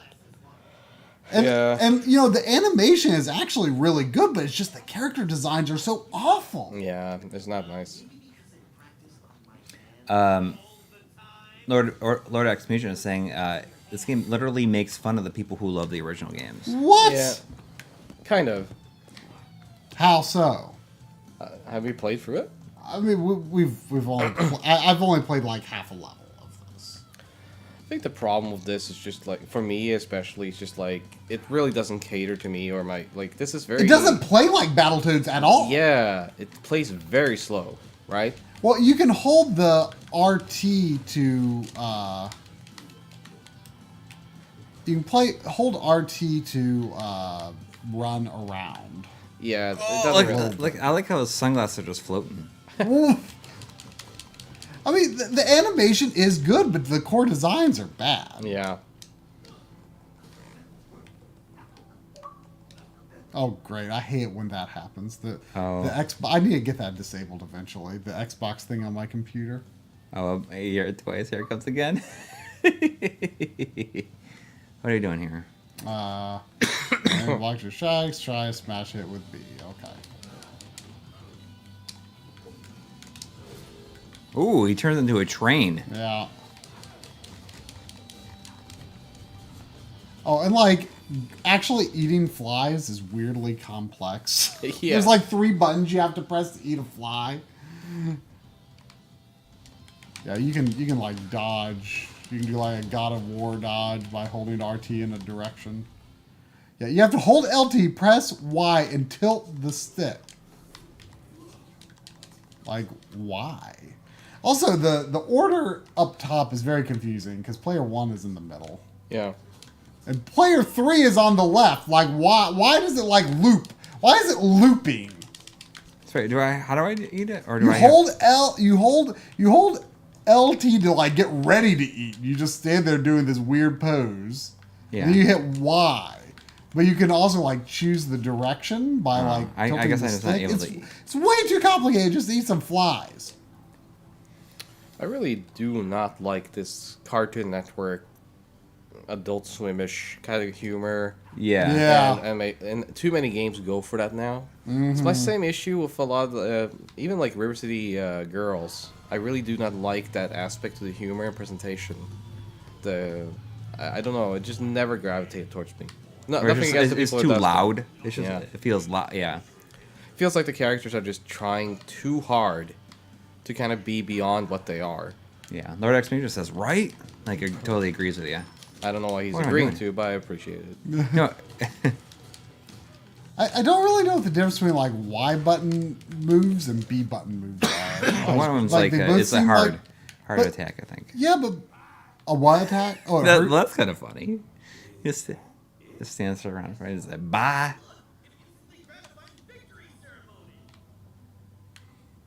What like what's the pink? Is like there a move that consumes that?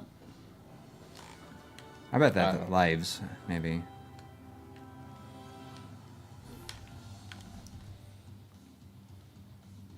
LTX hold. It's just too complicated.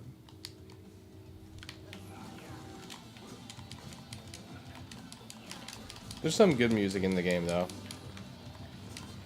Dude, I assume David Wise didn't have anything to do with it. Though. No.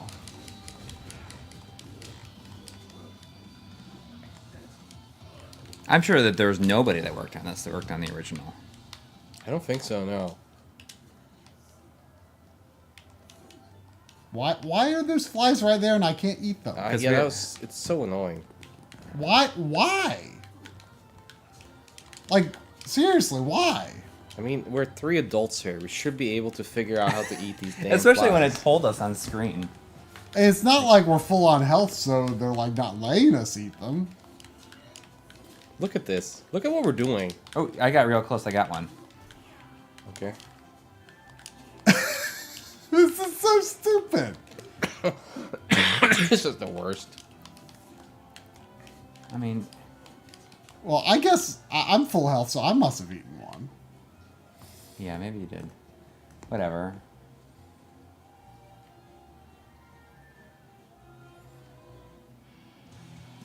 There might be a few people left at Rare these days. Like what? Who's? Like I think the guy that directed Conker's Bad Fur Day is like their creative director still. I think. Last I heard, anyway. I think forget that's- his name. It's Chris something. I want to say. Could be. I bet when we were trying to eat them, we were. Hang on. Let me see. I think I might have was hitting X when I was trying to eat them. I was not hitting Y. I really don't like those talking segments. Yeah, Yeah. like it slows down the pace of the game, and like that wasn't. Why does fun. every game have to have a story? Exactly. Well, yeah, and Battletoads, I don't like this self-awareness thing. I get it. Again, I get that there's, like, we're older and we should, like, be reflecting on things differently and blah, blah, blah, but it's just, I wish I could have just gotten the damn Battletoad punching Yeah. people off planets. Say, oh, you should Without be. having to think about why. Yeah.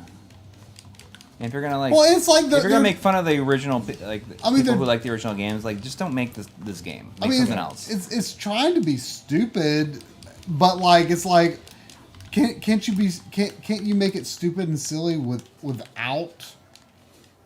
There we go. We were hitting the wrong button. Oh, I think it's Y. yeah, it is Y. But like, can't you make it stupid and funny without like breaking the flow of the game? Apparently not. Maybe.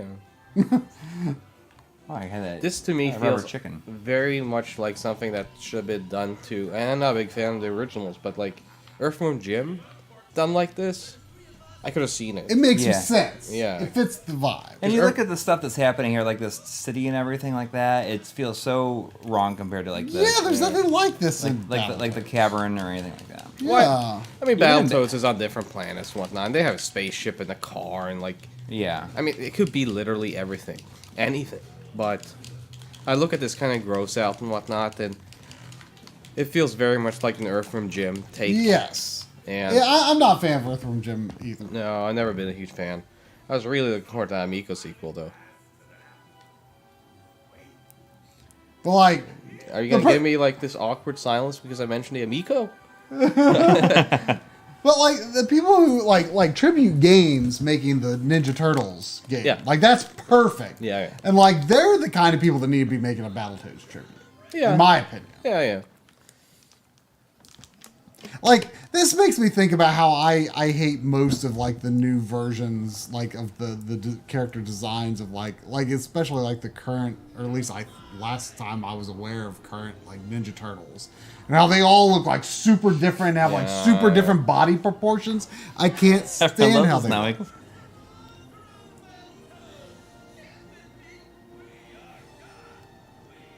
It's a little funny. I mean, you're used to hanging out with kids and watching the things they watch. This is probably funnier than that, at least. It's certainly funnier than Johnny Test, I'll tell you that. Johnny Test is like, just yell all the time. Do you know, it was $4.99 from Paul Sutton asking, do you know how much trade credit Limited Run Games will give me for the RetroTink 5X when the RetroTink 4K launches? Well, Audi. No comment. Wait, if we just continue. Okay. No, we got to get 17 achievements here. What's your favorite Battletoad game? Actually favorite Battletoad game, though? Because the one I played the most is probably Battle Maniacs, the Super Nintendo. Super Nintendo one? Yeah. That one was like weirdly hard for like It's it was so difficult. It was like it's shorter and it feels very incomplete. It feels unfinished. But I found it to be much harder than the NES game, which was also obviously extremely hard, but I did finish it. You should play the arcade version on Rare Replay sometime. Yeah. I feel like that's a really good idea. Is that 3-player? If the arcade version is, I think, yeah. I I think it might be, yeah. played it. Play Mag- that I instead of played it in this. Mag Why are we Fest one playing this? Yeah, why would Get you? this off. I don't want to play this. Maybe we should play that if that's 3-player. I've seen Yeah, enough of this. this is good. Can we? What are you doing? I'm trying to skip that. Oh.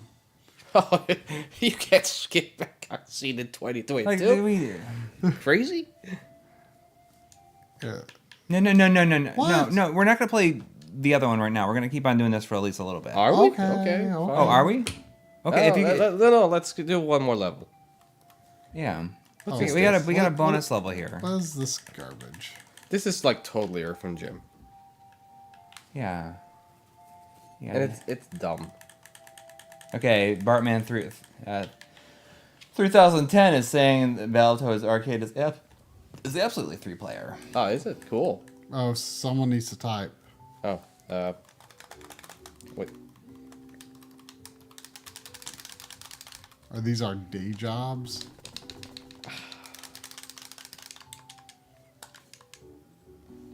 Yeah. What What are we what doing? were they thinking when they were like, let's do this?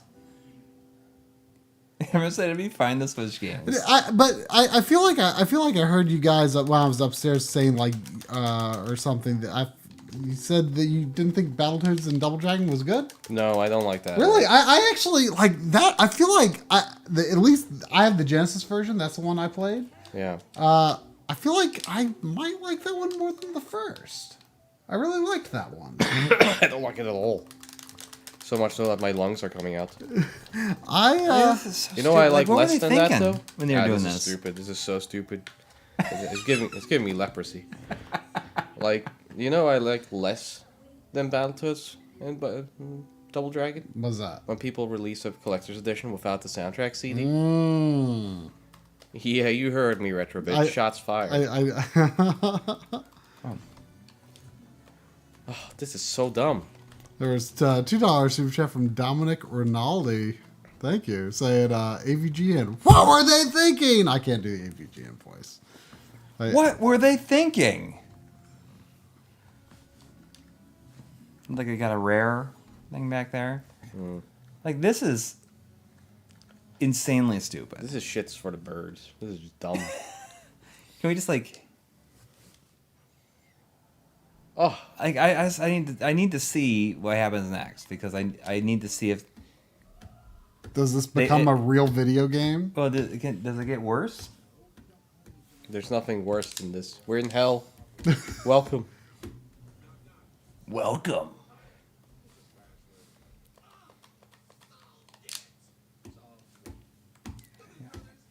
And they don't let you skip the cutscenes.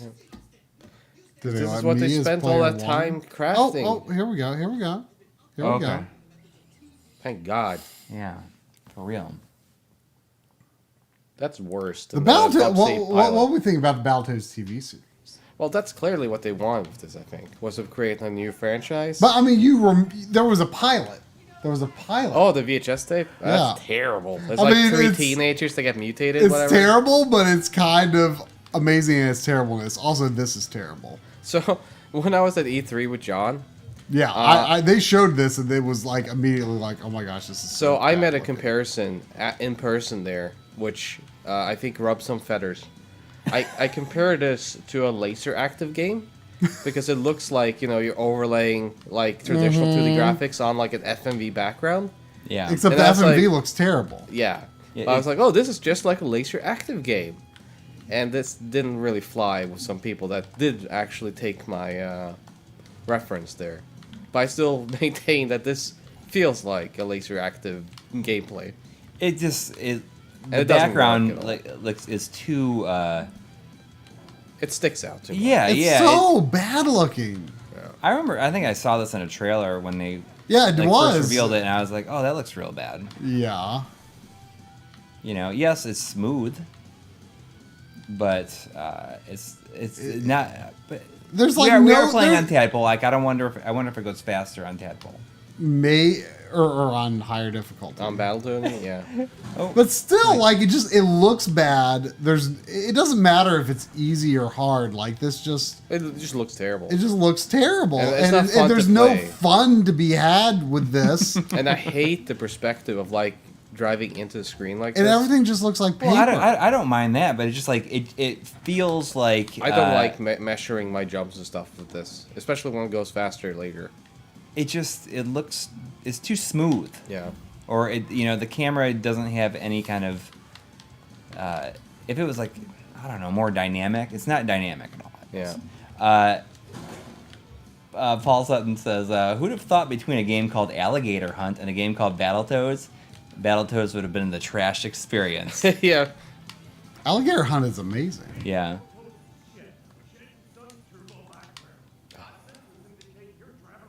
Like outside of the track here, like that looks Like this okay. looks okay. Yeah. Yeah. Why wasn't the level like made to look okay rather than terrible?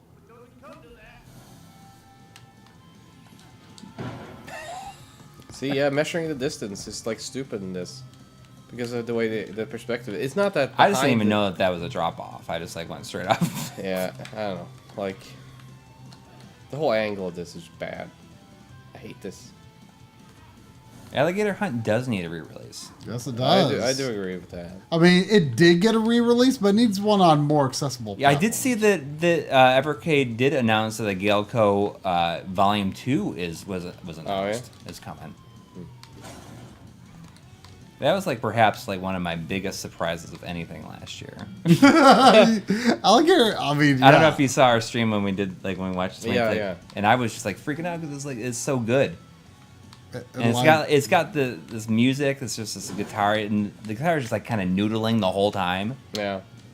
And like no one, I don't know if anyone in the chat was like aware of Galaco or their games. Like it was, I guess a Spanish arcade developer that Yeah. mostly released games in Europe. Yeah. So like it was very unfamiliar to most of us, and it was awesome. Like everyone's just tuning out from this. And we keep dying Yeah. because no one's paying attention. There's like Bartman 3010 says, I will say arcade Battletoads on Rare Play gives you 0 options like you could get from a real arcade cabinet. What do you mean? Shame on you, Rare. well, that's too bad, but it's still probably better. I guess than like this. dip switch stuff dip probably wasn't. switches. Yeah. It was not like it probably wasn't their main priority because It's a difficult game though. yeah Oh. You're doing stunts now? yeah. That's a nice stunt. Up there. Look at this. I warned you, Toads. I warned you, Toads, not to come back. Neo Drift Out is amazing. Yeah, it's good fun. Yeah, that was the one game. Is like World Rally or whatever that's on the Galeco collection was Why is exactly there more of like this garbage? Neo Drift Out, but it came out like 2 years before. Yeah. So I was pretty surprised to see that it was that Neo Drift Out was the one that copied it. Have you ever done like a Atari Jaguar stream? No, Neither of us have a Jaguar. Yeah. I know what we're doing next time I'm in town. Well, I'll have to get a Jag at some point. Or Audi will have to bring his. Yeah, I have an American one. I have a pretty sizable Jaguar collection. Yeah. I have about 40 games for it now, Dang. which includes some aftermarket games. Wait, there's 40 Jaguar Nah, games? that's the thing. Like, it includes some aftermarket games, I see.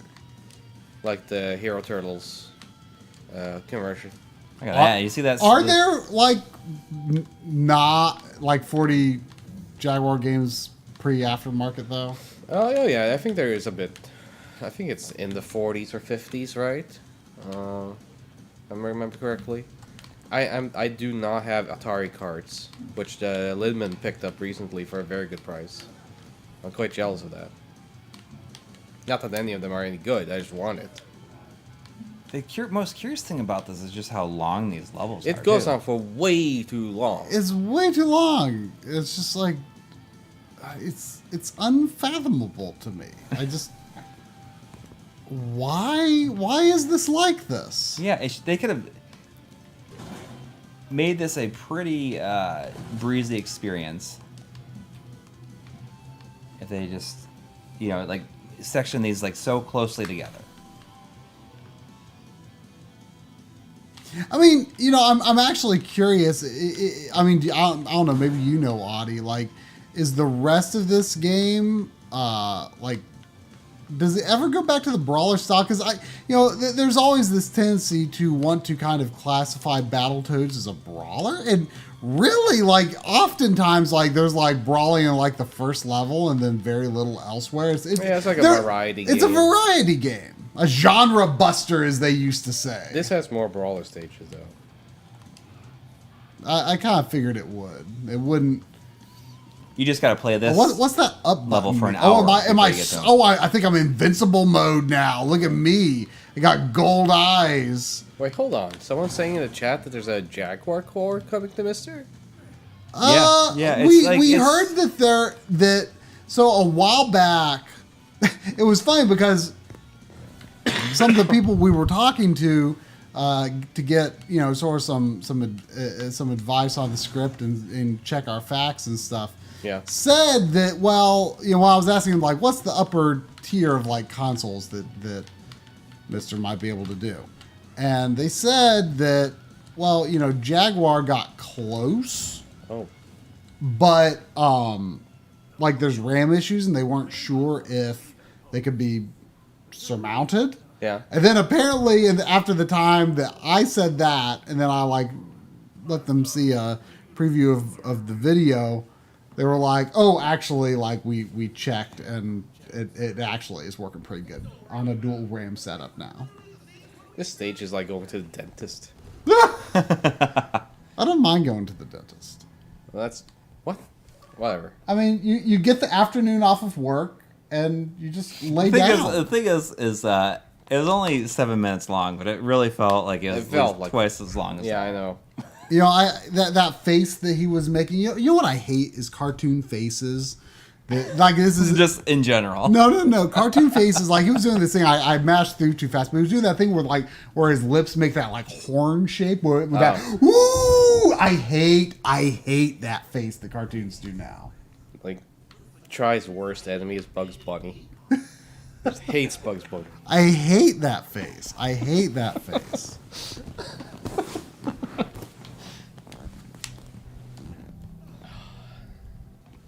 This game just makes me irrationally, like, sad.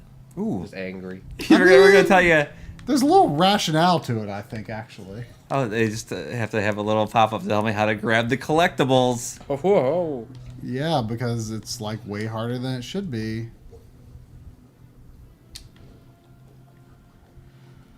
Whew, this game, man. Oh, thank you. Tank enemies. RT plus L at the right time to evade. Okay.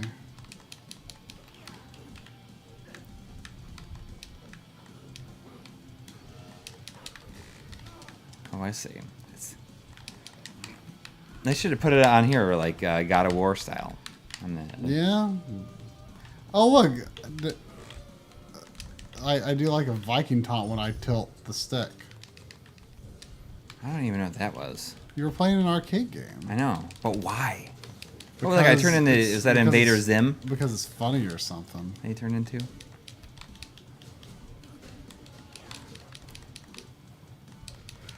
This game I can barely tell what's going on. Yeah. I can barely keep my eyes open. I don't like nothing. Like nothing makes any sense. Why can't I eat this? It's why. It's why. This is so stupid. I hate this. You're making me like sit here playing a game with a goddamn you to the toad trying to eat a fly for 2 minutes. Can we play something else? I feel like we've got enough taste of this level. Yeah, by I now. tasted Like, this and it's fucking awful. let's play Battletoads Arcade. All right. All right, we're doing it. Whew. Where is Rare Replay? There it is.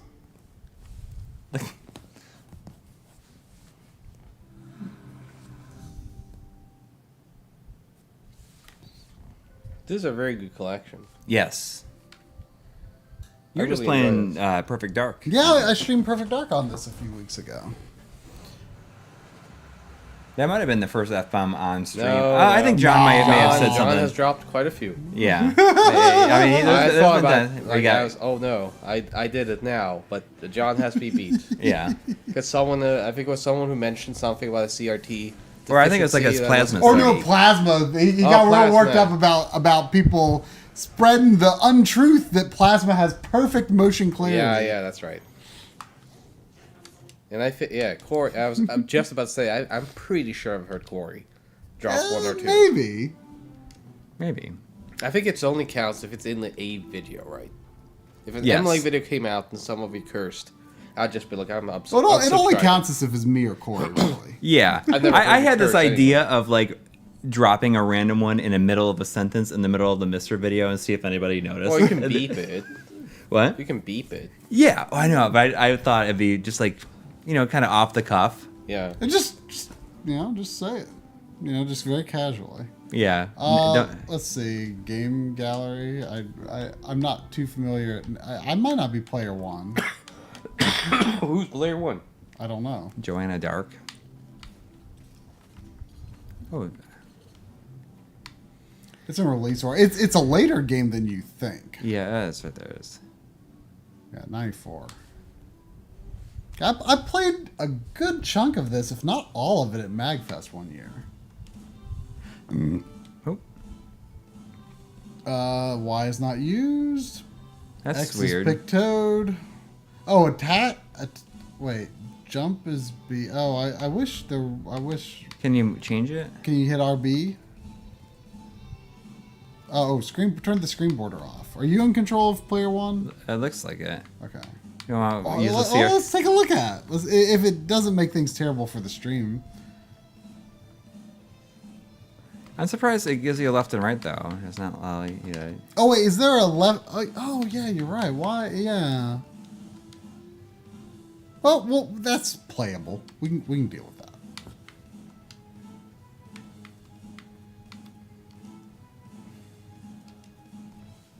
All right. Oh, this is a filter. Yeah. at that. Look at the bottom of the screen there. That's awful. You see like the red? There's Yeah. like red stuff. Yeah. How bad does that filter look for the stream purposes? It doesn't look good enough to to warrant using. I wonder if there's shimmer without it though. so what? That's like I would much rather Shimmers, yeah. I can live with that. Is Joe Rutherford here? I don't think so. Uh-oh, you guys better Oh, what button? Press X. press Oh. X. Zits. Who am I? Okay, I'm the dark green. Man, just look at this game. In comparison to what we just played. Yeah. You see those Night and scaling day. sprites? Night Yep. and day. Zits. Have you played all the way through this before, Audi? Yeah, I have. This game is like weirdly violent too, isn't it? Yeah, It has like a lot of blood. It's really grotesque, actually. And it does like the Turtles in Time thing. Yeah. I never saw this arcade machine anywhere in real life, though. I only became aware of this via MAME. And I remember I saw this in MAME, like 2001, maybe? Or I don't remember. Whenever it was dumped. But I just remember, like, I couldn't believe that this game existed. Like, it felt like such a wild west of gaming back then, when games hadn't been dumped yet. Well, when I learned about the thing that surprised me the most was how late it came. Yeah. Like, I figured, like, oh, like the Battletoads arcade game must have come before Battletoads NES, and it must be based, like, it must be just like another version of the original Battletoads. And that's not the case at all. It's its own unique game that there's no home port of this, other than this, I guess. But it's an emulation, but it's still, you know. Yeah. It's a home version, but and the Super Battle Maniacs is not on this collection. Did they not? I wonder, maybe Nintendo owns some sort of, like, copyright there. are there any Super Nintendo games on this collection? I don't know. I don't think so. I mean, did Rare make any Super Nintendo games other than Battle Maniacs and the Donkey Kong Country games? That's a really good question. I can't think of any, actually. Says Bartman says, I think this game had an incredibly small run. Also, you play through it in a way that it doesn't feel like you ever really finished it. Yeah. Is it? Does it just not have much of an ending? Or is it just like never have like levels don't separate or something like that? Like just keeps it's continuous maybe. No, I don't think that's the case. I think it's just kind of like. It does. We do have a space armada in the background though. Yeah, and we will be in a spaceship eventually. I'm a big fan of like anything with space armadas and space battles like that. Cybernator. Yeah. But I always felt like Battle Maniacs feels like an unfinished game, especially because like there's only like one sprite of the Dark Queen in the entire game. Like she appears as a statue in the first level. No, in Battle Maniacs. Oh. She appears as a statue in the first level, and then when you actually encounter her, she is just a colored version of that statue, and she doesn't like turn around or anything. Weird. Yeah, like she has no animation at all. She's just colored and she like teleports around.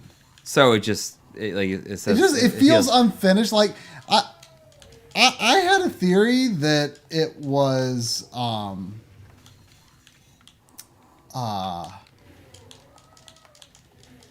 it might have even been John who told me, like, he like talked to some of the guys about it and they kind of said no, there wasn't really anyone involved in Battle Maniacs and Donkey Kong Country.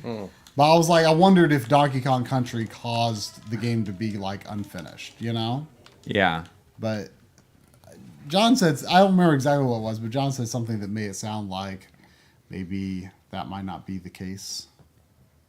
But it still feels unfinished to me. Yeah. Like it's not as fully realized of a game as the other Battletoads games, in my opinion. What I really want to play through is the Game Boy game, like the one that Ragnarok World is a port of the first game. Right, but there's the But the one that's just called Battletoads is actually its own unique game, and I do have that. Yeah. I don't have Ragnarok World. See, what's always so interesting is like the first level in these games usually has like a little Z-axis movement. Yeah. And then after that, they tend to just be purely side-scrolling. So why are we fighting reindeer? Because we're in the North Pole. It's the North Pole planet.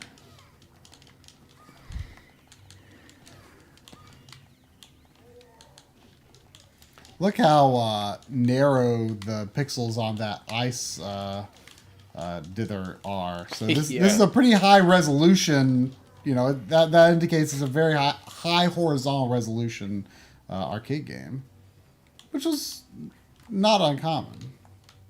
Yeah, I'm guessing this runs on a completely custom board, right? Oh, I'm sure. I feel like I read... You know, Arcade Legacy in Ohio has this. Does it? Do they? Yeah. Huh. That was the first place I saw it. I didn't even know it existed either until I saw it there.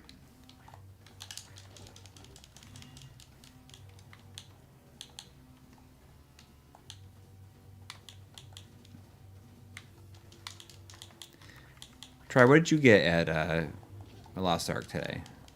I got Maximo, the first Maximo. I've had the second one for a while. I got Paladin's Quest, which is I'm pretty sure fairly mediocre. Oh, how do I continue? X. Yeah.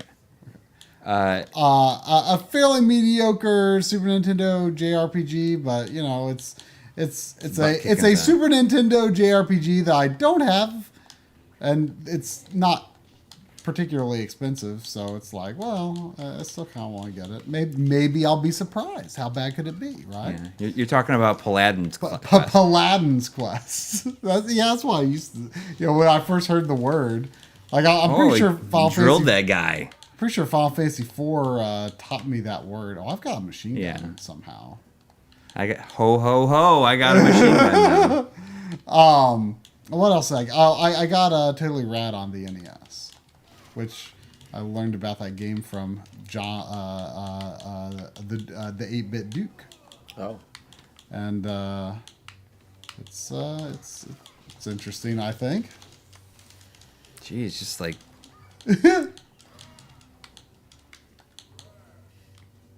Rash. Ooh. The brown toad. By the way, in this game, you only have to push one button to eat the fly. I know. Yeah. Yep. Who knew?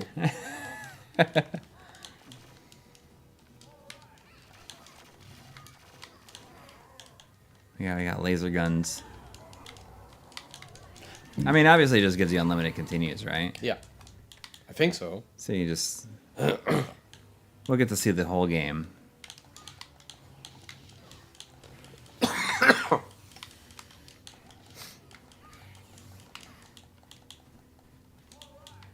All right. All right. Whoa. Excuse me.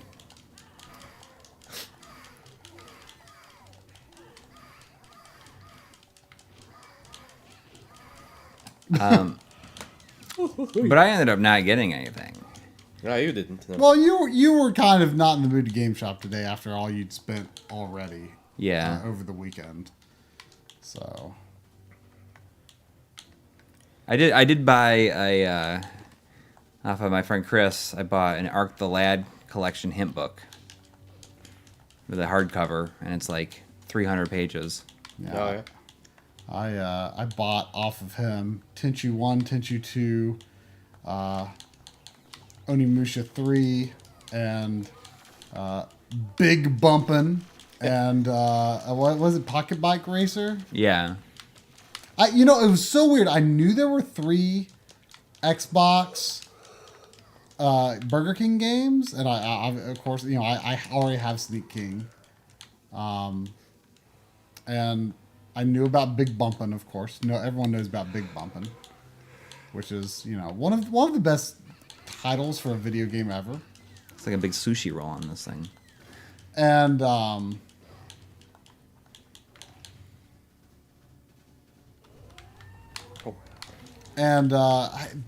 I knew there was a third game, and I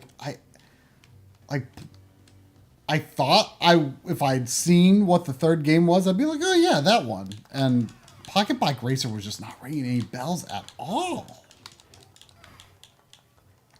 But I got it off of them. What did we get the limited run? I don't even know what I ended up getting. We had gotten a lot of the stuff that we had wanted before. Right. The main thing that I was generally after kept up with what we want, but I did get a few. I got the 3 PS3 MotorStorm games from their retro set, or their used pre-owned zone, as it's called. Yeah. At the store.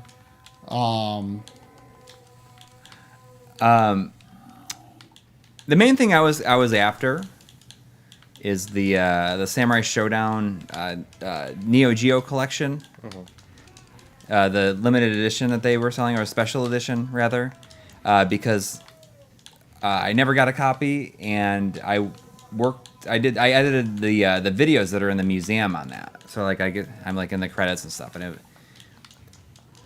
I really regretted not getting one before. Yeah. But thanks to Audi who like helped me.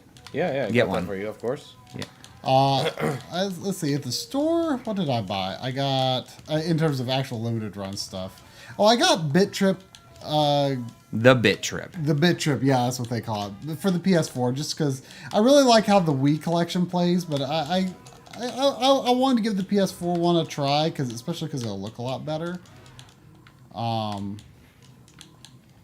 What else did I get? I ended up getting the Shadowgate remake. Yeah. Oof. I did get Mighty Gunvolt Burst, even though like I generally don't like the Gunvolt games very much, but that one is much more NES-like, and I think I'll probably like it more than the others. Yeah. What else did I get? I got another thing or two. I was excited to get. I was not expecting them to have any, and I got one of the.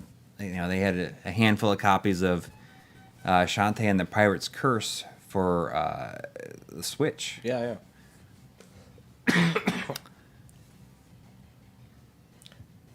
I think the Dark Queen is only in cutscenes in this game, right? You don't actually fight her. I don't. That's it sounds familiar, but I don't remember for sure. I see. I don't think we answered Don with the $15 super chat saying if you guys saw with the Living Run Game Store. Obviously, we just were. Well, yeah, we talked about it quite extensively earlier in the stream. Yeah. But if you have any other questions, I mean. Yeah, by all means. I picked up a few games there too. Because I helped setting up the store with everyone else there throughout the week. And I pick up some games at the end of the day, because why don't you pay your own company back for your paycheck? And interestingly enough, you picked up the Shadowgate remake, which, by the way, is fantastic. Yeah. And have you streamed that?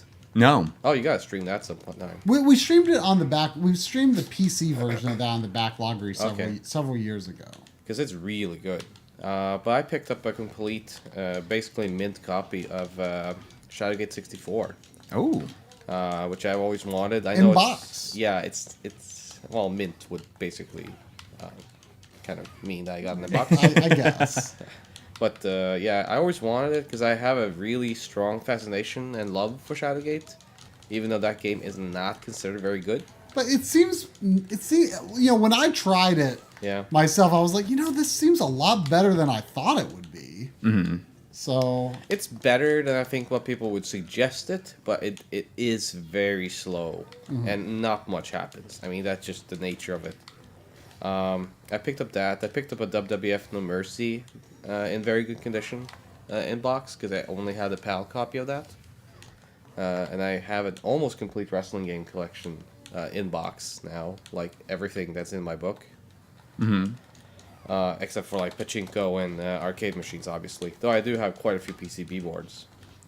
What else did I pick And up? your wrestling book is being sold in the store, isn't it? Yes, you can buy my book in the store. They are all signed by me. That's Oh, cool. wow. Yeah. The only retro game that I bought was Flipneck. Oh, yeah. Yeah, I bought the Japanese version of Flipneck because they had that there, and I really? only had really? the US version. What Yeah. what is that? The Japanese version called that? Yeah, Is it a Japanese game? yeah. It's Okay. a Sony Studios game. Okay. Oh, it's a Sony game? Yeah, it's a Sony game. Interesting that Capcom published it in the US then. So Capcom published it in the US, Ubisoft published it in Europe. So, I mean, totally they didn't have much love for it. They do not only take pristine trade-ins. They seem pretty open to... We took everything. Depending on, like, unless you come in with a really banged up thing that has cracks and stuff, we'll take everything. But like I said earlier, they price things pretty fairly. Yeah. Like, because there was that ripped up Mario RPG US version, but it was only $25. Yeah. Which I think most people that like don't have to punch have them right in these nuts. like don't have to have like a complete box collection or something. Like if they just want to have the game to actually play it, Yeah. like That is, I'm like, I just like punch him right. Right in the nuts. I don't He's buy. like these nuts. I don't buy. I don't buy games with ripped up labels. But if I didn't have a really expensive game and it was that much cheaper, because of a tore up label, I'd buy it. I mean, they were selling Chrono Cross for $35, I think it was, which is also a very fair price. Wait, for that Chrono, game. 35 for Cross, yeah, Chrono Cross. Oh, Cross. Yeah. Yeah, I have no idea what the going rate for Cross is, honestly. I got that day one.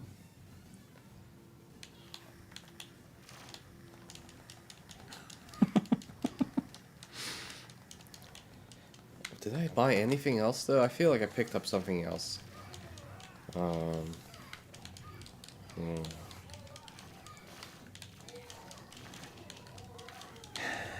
Yeah, I mean, I think their prices were real good on the retro stuff.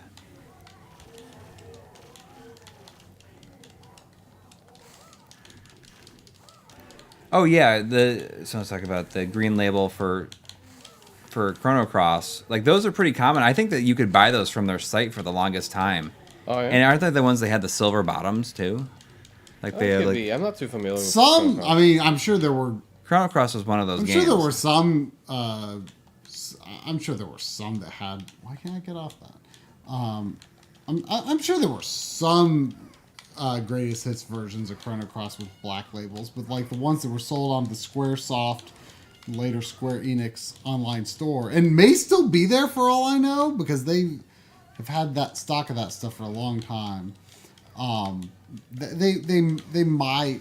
Those have silver bottoms. There's several. It's weird. I don't know why.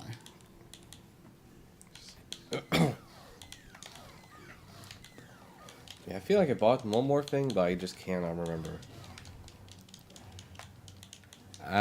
Yeah, I mean, I bought, like, in terms of other games, like Shantae and the Pirate's Curse. That was like the one I was not expecting at all to even be there. Yeah. And you know what? I don't think it lasted though. No, because there weren't very many. But you know, it's crazy. You see that game online on eBay, and it's like $150 game, but it was $34.99. Yeah. Yeah. So all the that's important to note because I've seen some people kind of claim that like we're gonna charge people a lot to like eBay prices and whatnot. Yeah. All the limited run games are sold at the limited run store is MSRP. Yeah. So if you find a copy there, it's the same as it was on the website. And it will never change. So just to kind of get that misconception out of there. Because that's probably people will never go to the store saying that. But like, that is not true.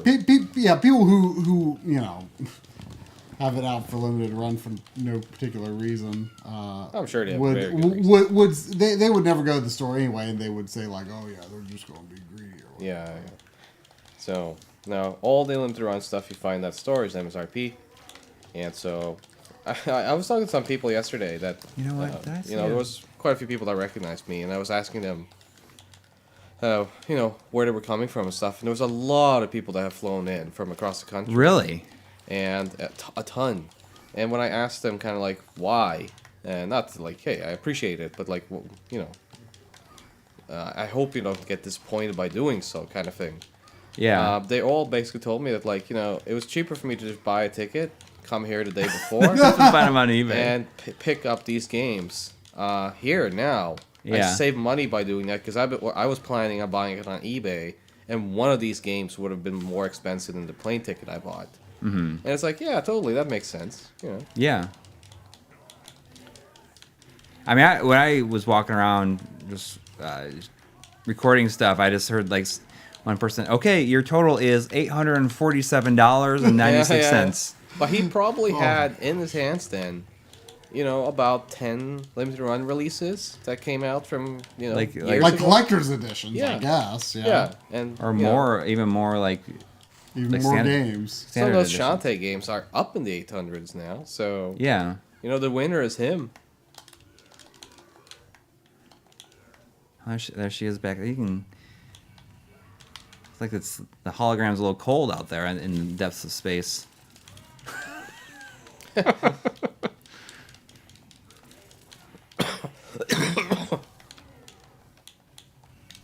chilly. And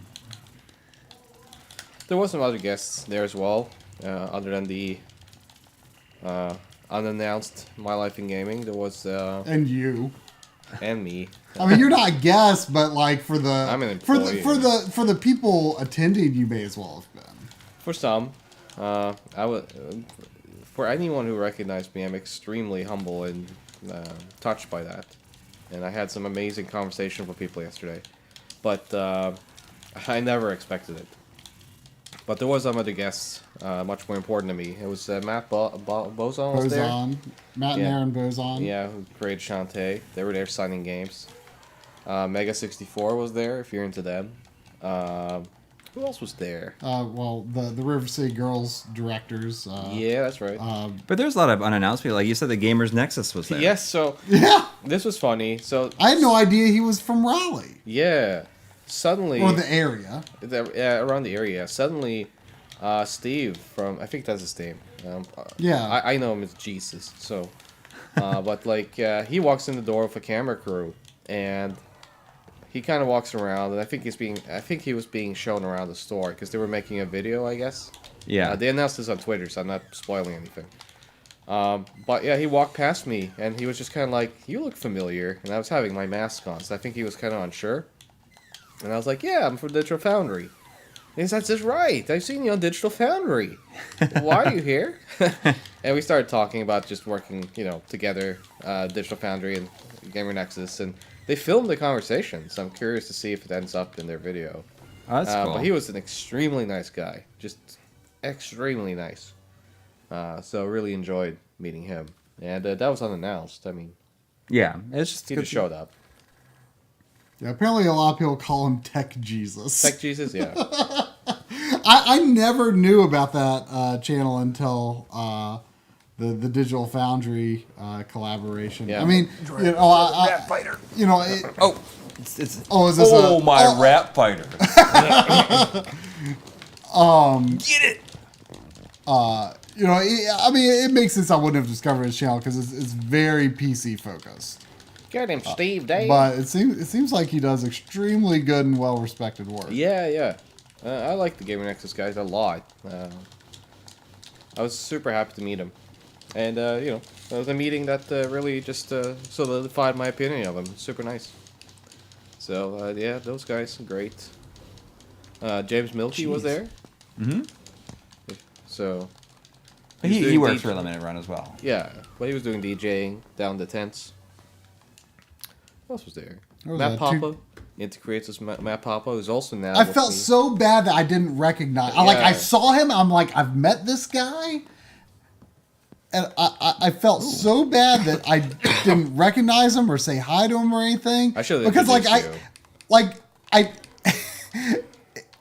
I didn't know that he works for Limited Run now. Yeah, so he and I are working very closely together And- on the Japanese part with Alex and Neil. Yeah, and I knew he lived in Japan. Yeah. So when I saw him, and it just never really occurred to me that was Matt Papa because Whoa. why would he have been there? Whoa. I turned into a rock? I don't know. What? What's happening? I can do it more than once. What is going on? I'm just turning into rocks. I mean, yeah, it's Battletoads. It doesn't have to make sense. Yeah. There's $2 for Mega X6. Thank you. I think I already said that, or maybe I got distracted. I don't remember. Well, we got a double shout out for both of his dollars. Did we see that McCheskey is working on a RetroTank 4K? And I yeah, saw that, yeah. Yeah, it sounds like he officially announced that yes, it is possible. Did he say? it was like a 3-part tweet. He talked about I it's didn't still see a all ways the off. parts. He's not going to stop supporting the 5X, and it's definitely going to be more expensive. Mm-hmm. And it's still a ways off because he needs to. He hasn't even incorporated any analog. Yeah, I think that's a very important thing to keep in mind. That's something I've tried to, sort of temper people's expectations. And it only regarding- will support 4K or 4K TVs. It won't have Oh, it won't have any 1080p support. yeah. That's interesting. Well, I mean, he probably can save on costs in some fashion. I don't know how, but That's interesting. But yeah, I mean, Mike is so good at giving a product so much value for what he charges. You know, he wants it to be all it can be for a certain price range, and that's he's just so good at that. The thing I like about Mike is he's just so good at making like products that feel very practical. You know? Yeah, there's a PSA from Yo-Yo Yoshio with 2 pounds saying, PSA, be careful searching for Tink 4K on Google. Just so you know. Probably want to just like look up Mike Chi Twitter right now.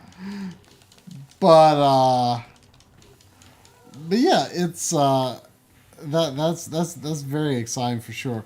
But like again, you know, it'd be more expensive. So like that's something I always like to remind people when they're like, "Oh, I'm just going to wait for this. I'm just going to wait for that. I'm just going to wait for this." And it's like, well, keep in mind, like, I mean, maybe you should, maybe you shouldn't. Like, it depends on what your budget is. But like, you know, $300 is already pushing what a lot of people would even be willing to spend on upscaling. Yes. And it might more than suit their needs as it is. So, you know, some people you might want to wait for a 4K. Other people, maybe you should just go for what's available now. You know. Yeah. Yeah. And same thing with the Morph and the OSSC Pro. You know, we don't know the prices on those for sure. They are likely to be more expensive than the RetroTink 5X. You know, but we don't know. We don't know. They YouTube is just started watching the stream and is watching like the earlier parts, watching Another World, and the remaster Another World is great, but why doesn't it have the SNES soundtrack? The SNES had the best music of all the ports, in my opinion. It's very good, but I don't think Chahi considers it canon, basically, or part of the original. But that whole like the Star Wars scrolling text isn't like in any other version. I love that soundtrack though, and I would love to put out like a CD of it or something, but I just don't think that. I think I mean I think for a lot of people it depends on what version they played first. You know. Yeah. Yeah. You got the Dark Queen and Robo Rat in the background.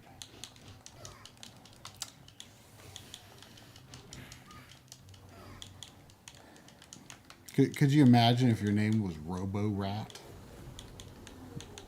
Like, can you imagine what if someone how awesome that would be? Like, what if someone just named their kid Robo Rat? Well, difficult childhood. Maybe. I mean, maybe. Like, I bet. What about if your name was Dark Queen? I mean, you know, there's probably I don't know if it would have been that difficult. A lot of people might have thought it was really Tingus cool. Splurt says that's my uncle's name. My uncle who works for Nintendo. Big Blag. Yeah, Big Blag. It's your boy Big Blag. Yeah. Back again. Oh, he's a classic. He's always been at Battletoads. Big Blag. I see someone tagging me, but I can't see it from here. Corey. What's that? I think. What do you think of Heart of the Alien or Heart of Darkness? Heart of the Alien or Heart of Darkness? Yeah. Well, I kind of went through Heart of the Alien earlier, but I don't like it at all. I think it ruins a lot of the uniqueness of what Another World does. I don't think it's very well made. I don't think it plays well. And just, I don't like it. No, sir. Heart of Darkness, I love Heart of Darkness, but that begs for a remastering. Yes. It was 100%. released on PC and PlayStation. Yeah. I did a Very video on the blurry. PlayStation version a long time ago. Yeah. Actually. It's one of the... I love that game. I was very troubled. But obviously... and it really comes through because it's like weirdly like violent with how the kid dies a lot of times. It like it's you get a sense of frustration from it. Oh yeah. So I love that, and I think it's one of those games that, like, if given like a remaster situation, it will find a new audience today.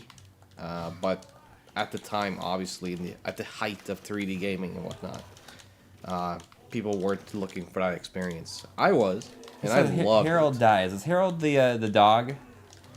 I think so, yeah. It's been a long time since I played through it, but Yeah. The animation is great in it. Yeah. I mean, it's It's- absolutely one that needs, and that's the stuff. Like, imagine that today if we can find the original assets and like, Oh my gosh, yeah. it's That'd be awesome. admittedly it is a very blurry game. Yeah. But But I mean, if you had the original artwork, you could do Yeah. probably some amazing things with it. I would love it. You know, I own From Dust, which Yeah. is like his. That was his return game, basically. Yeah, and it's kind of like Populous, isn't Yeah. it? Yeah. It's like a god simulator. Yeah. Yeah, and I do have Paper Beast on Yeah, VR, yeah. and I haven't played it yet though. It's very good. I don't play VR games because I get motion sick. Mhm. But I did play Paper Beast just because of my love for Chahi, Mm-hmm. and I actually had a lot of fun with it, but I got sick. So I thought about getting that at Limited Run yesterday, and I probably should have. yeah, I actually kind of thought that I got it, but I guess I didn't. I mean, I thought I got like when it was on, on Yeah. the online store. Well, I barely bought any VR games. Actually, I think the only other VR game I think I bought from Limited Run is that I haven't got yet is that or received is that Witch Racing Academy game. yeah. Which just like seemed like it would be fun. I don't think I even knew of that one. Oh, let me just. This is basically like the turbo tunnel in the reboot game, and already much better. Yeah.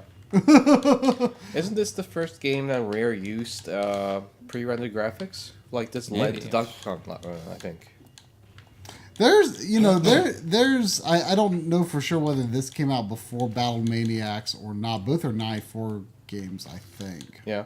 But Battle Maniacs has like there's like a like on the title screen, or I don't know if it's a title screen, but like the screen, there's a screen before you start the game, and it's kind of got this like very fancy sort of wavy flag. I'm not sure, it's not really CG. I mean, it might be partially CG, but like I think it's mostly just like some clever like animation and line scrolling or something maybe.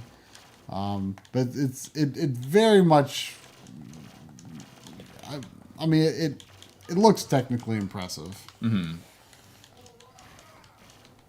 I really like the look of the bonus levels in Battle Maniacs, like with the reflective checkerboard floor.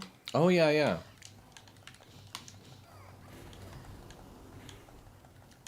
It's like a chessboard, right? Yeah, Yep. yeah. That's the level in that game that I remember the most. When I would rent games, I would record them with VHS a lot of times. I wish I had those old tapes. Yeah, that would be amazing. And I had a lot of Battletoads and Battle Maniacs. Oh, the balls split a bit there. I mean, I'm just speaking the truth is all. Yeah. Look at the size of them balls. Them balls.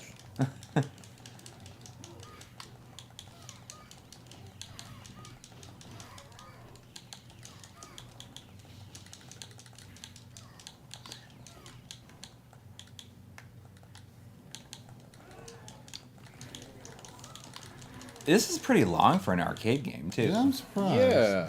I can definitely say for sure, like, this level, like, I definitely did not play this when I was playing the cabinet at MagFest, so this is... Didn't get that far. Yeah, I've definitely not finished this. I wasn't sure if I did, but I feel I can say confidently I had not played this far. I mean, of course, it would have been on free play at MagFest regardless, but... Oh, it's Big Blag! Oh yeah. Big Blag. There's a lot of voices and stuff in it too. Yeah.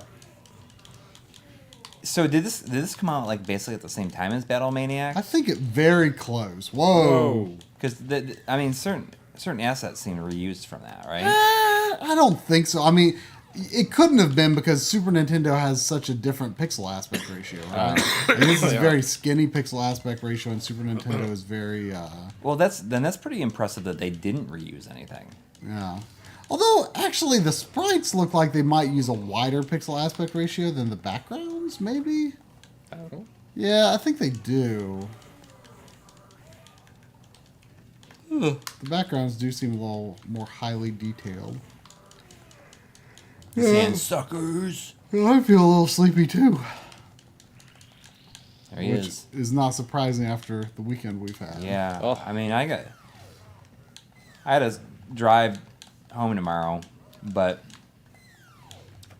I don't mind doing like long drives like that, like 8-hour drives, just like me in the car, just kind of. Not a big deal. I love driving, so Yeah, it's just. I'm gonna listen to the audiobook of Ready Player 2. Oh my gosh. no. Look at his On the way belly home. button popped off. It's 14 hours long. I can listen to it in 8 hours. I mean, if I can put it on double speed and be done with it. I'm not. My expectations are not very up there. Whoa. Slept for 4 hours. Saber Carp says car for 4 hours at Starbucks. So I guess. Oh, that's rewind. Sorry. You get your. If you hold on L trigger, Oh. you can rewind. Or you can. I seem to not be able to. You're player 1. I think.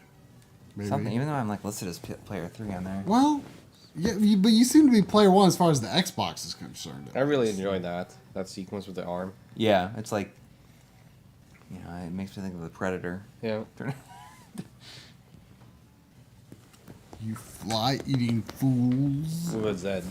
Robo Manus. Hold Actually, hold on a second though. This is familiar. Maybe I did play this far. This is very familiar. This is my least favorite stage in the whole game. I definitely have played this level before though, so maybe I just. Oh, this is the last didn't stage. remember- Maybe I didn't remember the previous level. Maybe I did finish this. I expect the second. I expect Ready Player 2 to feel extremely forced.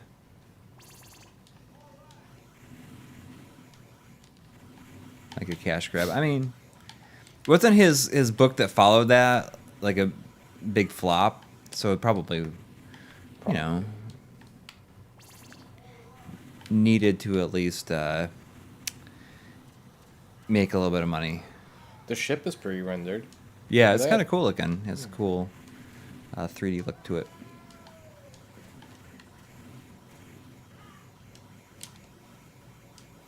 We got to play some arcade games at one of the LRG people's house. Oh this yeah, Joe. weekend. Yeah. Yeah, he had a Killer Instinct. Unfortunately, I didn't take a close look at. I probably should have. Yeah, sure. Because I've never really like looked that closely at the arcade version of Killer Instinct in person, but I know from John's coverage that it has extremely impressive background visuals. Oh yeah, for sure. I love that game. Just thinking about pre-rendered graphics and all, but So- but I had a good time playing Crazy Taxi and some NBA Jam. Yeah. some Audi and I had a pretty good game of NBA Jam. We did. So the thing about Joe is that like he has at his wife's approval and request, he decked out his garage with original arcade cabinets running original hardware. The Killer Instinct one is interesting because that is an original cab, and he does have the original like internals, but he switched the game to use an SSD for the image file, Oh wow. so it loads much faster ah. and it has some other improvements. But he has MK2, and me and Coury were playing some MK2 together, and man, like those games, there's no way to play MK arcade versions perfectly today. It's not Yeah. been preserved proper. And the ones that you In what sense? so like the ones that are out there, the complete collection stuff has issues, lots of issues actually, and there's never been an arcade perfect port of MK2. Right. What about MAME or other computer emulators? Yeah, so that's close enough, I suppose. I think there's some audio hiccups still, and the thing about MK is also that they use a very strange refresh rate. Yeah, like it's Midway like- games. Mm. It's it's- like 54 something, I think. Yeah. So none of the consoles or anyone can run that at that appropriate speed. But my God, it looks MK2, man. It looks incredible. Yes. On original hardware still. So me and Coury were just like stunned. We were just staring at these characters. They're so big and detailed. Yeah. The motion is like flawless on CRT. I love MK2 on arcade, and MK3 even looks way worse due to the digitized the CG backgrounds and stuff. Mm-hmm. So yeah. Well, whenever MK happens on Mister, like it'll obviously have an option for the correct refresh rate. Yeah. So like maybe that'll be the. That would be the first time, I guess. I mean, a lot of 90s Midway games are a little difficult to emulate. Well, but aren't they? I mean, certainly with like MK, like all of them are weird. I mean, I think NBA Jam's weird too, right? Yeah, yeah. So Midway had like a DRM on their board that was like impossible to crack or something for the longest time. Like Primal Rage. I think even Primal Rage 2, which was like dumped, it had like some DRM, I think, that made it impossible to emulate until recently. Primal Rage is another one I have not played very much of. Have the cruising games ever been properly emulated in any way? Like even on MAME, like I remember trying to load Cruising USA. Yeah. On MAME once, and be honest, I didn't try like super hard or anything, but I did not have much success trying to emulate the arcade version. Like we really need a Cruising Collection. cruising collection, like bad. Yeah, the new one's so good. Oh, it's incredible. But like having like really good arcade ports or emulations of the arcade versions to play home. I mean, I love the N64 versions, but like it would be incredible to that would just be that would be a dream collection for me for sure. Yeah. But yeah, we had great fun at Joe's place. Him and Bonnie are incredible people and really, so much hospitality. So we had a great time there. I played Bust a Move on his on his Neo Geo, and I've always done really bad at Bust a Move, and I was actually quite surprised how far I got at it. I was like, oh.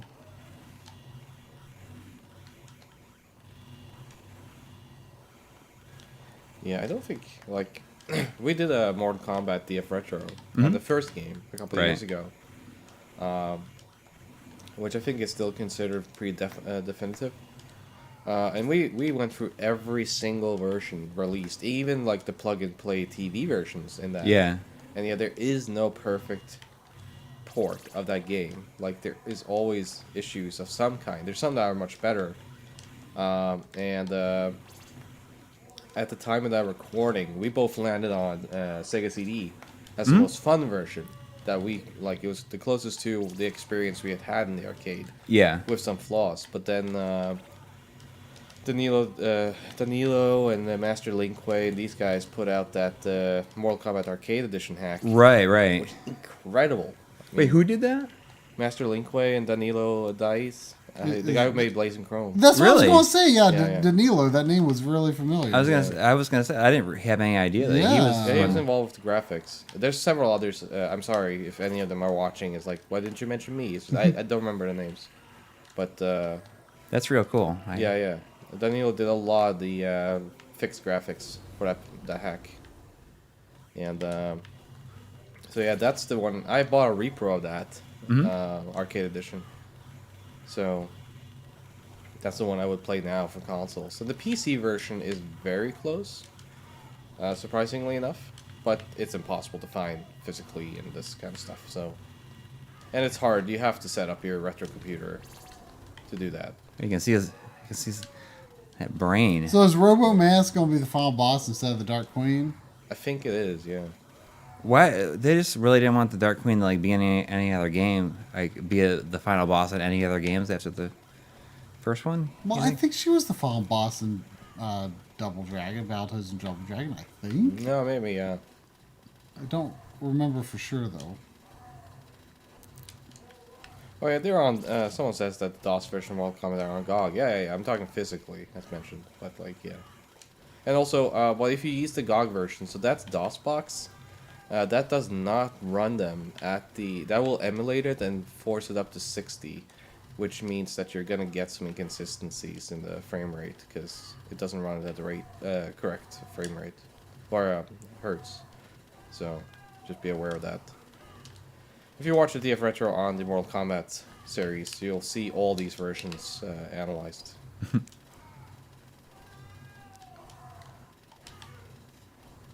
VRR through MAME work for MK1. I suppose. I don't know. I never really used VRR.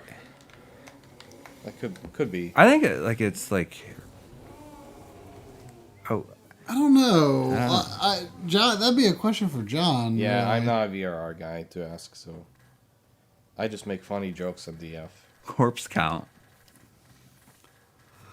Corpse count, yeah. Come on, what are we doing here? Do you guys agree with me though that like MK4 is terrible? Yeah, I think anything. Like, I mean, I'm not, a fighting game guy. Yeah. I never felt any compelled by any Mortal Kombat game after 2 until 9, I think. 9 was great, yeah. Well, it's great is because it just goes back and retells the story. Of the Well, they first kept game. doing that for like a decade. Yeah. They just redid 2. Like Shaolin Monks was a retelling of 2. Yeah. Deception was Shaolin like, Monks, we played that co-op when I was visiting great. one time. I love that game. I can't believe they haven't remastered or continued Shaolin Monks. Yeah. MK4, it was clear that they weren't quite sure how to do it. They were just figuring it out. Well, to 3D, but Yeah. it's still a 2D game. Yeah. And it just looks terrible. I hate the animations. I hate the speed of the game. 46 minutes. That's long for an arcade Yeah. game. Imagine Yeah. if you did that real arcade with your quarters back in the day. Yeah. Chris Sutherland. That might be the guy who, or no, Greg Maliz. I think he, and I think. Well, there's two Malies, or Malas, however you say it. I think at least one of them might still be at Rare. Yeah.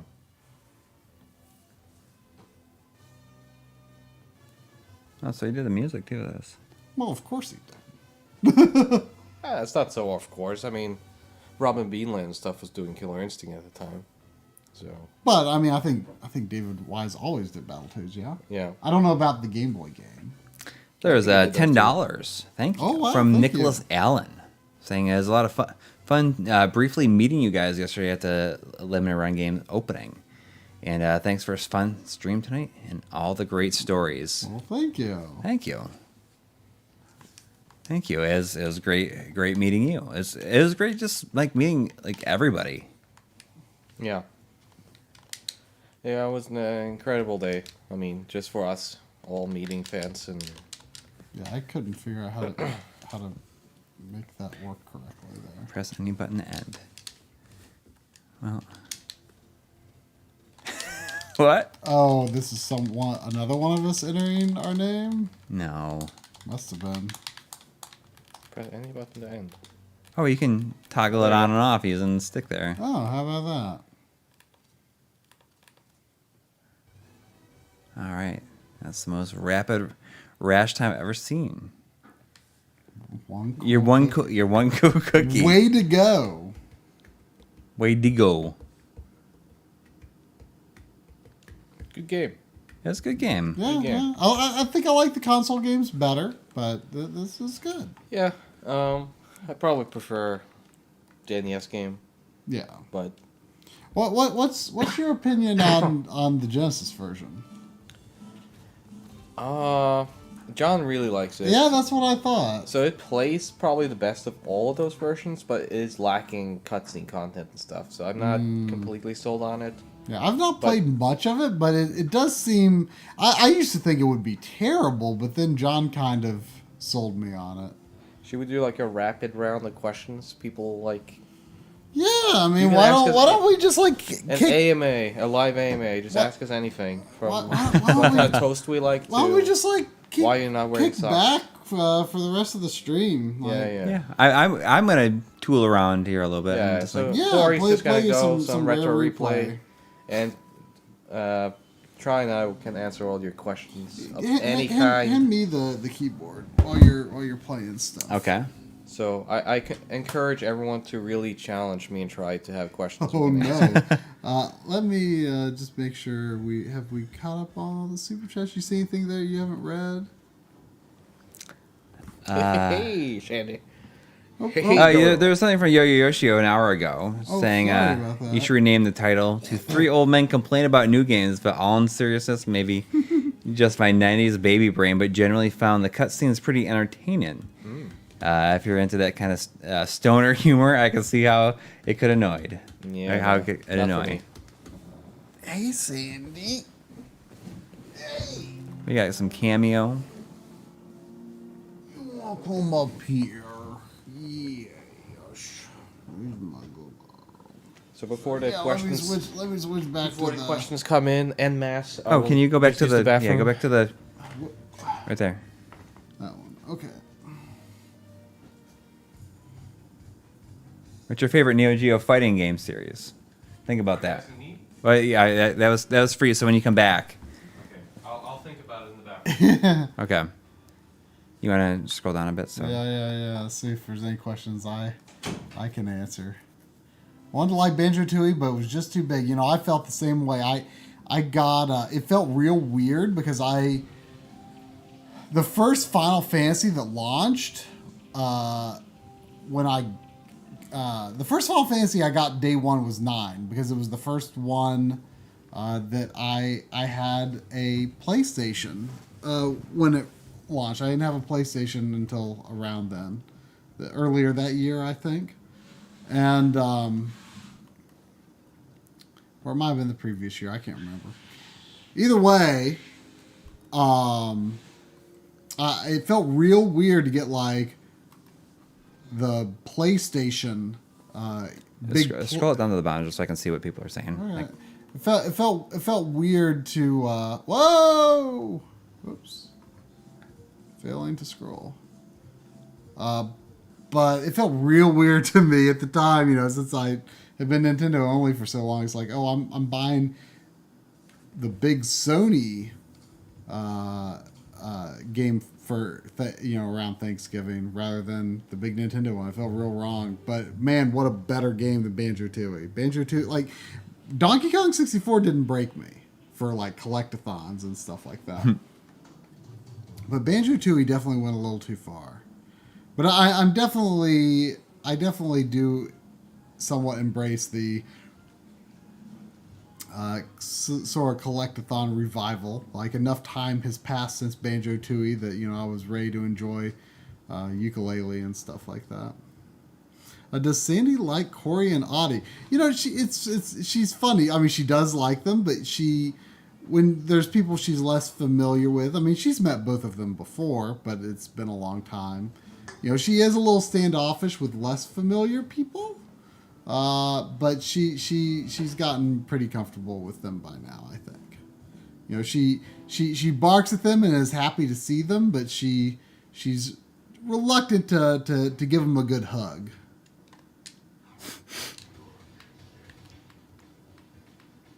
don't expect anything to be. Yes, Drum is Sandy's favorite uncle, for sure.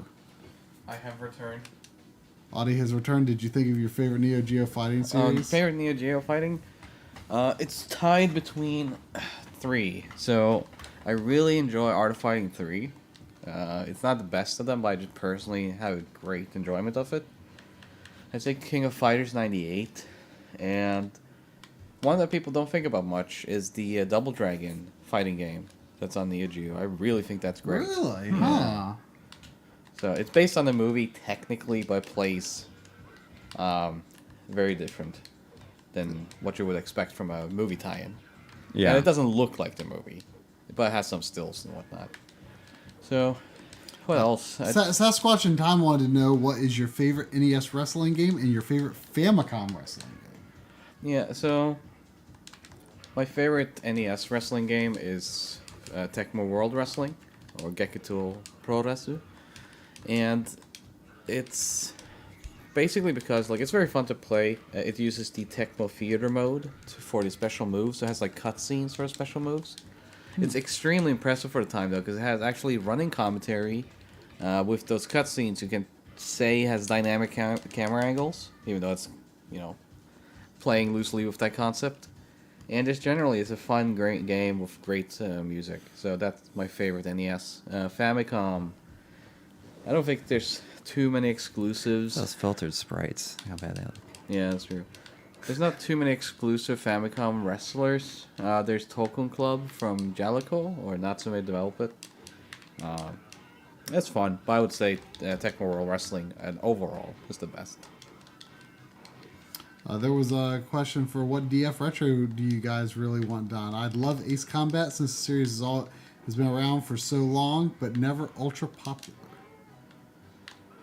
The ones we really want done, those are generally bigger ones that are like super documentary size, like the Mortal Kombats, the Final Fights, which you guys took part in.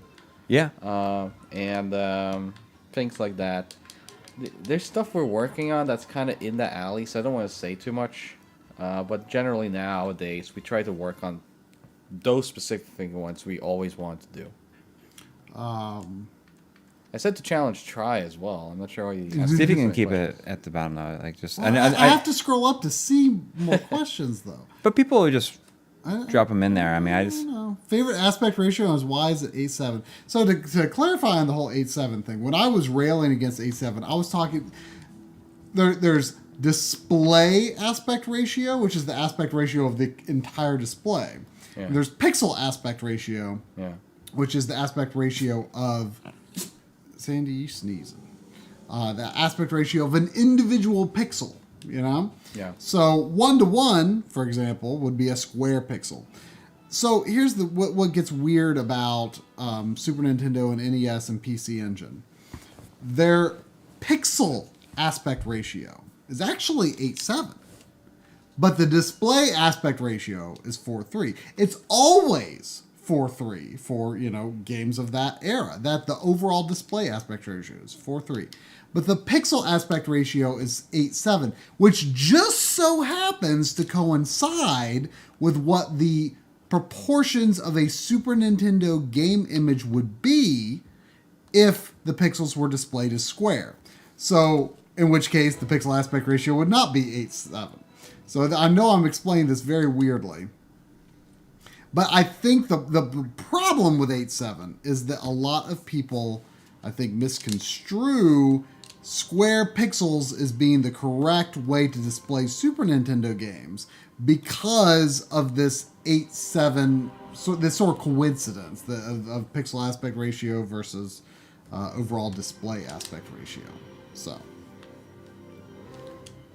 Oh, interesting. Yes.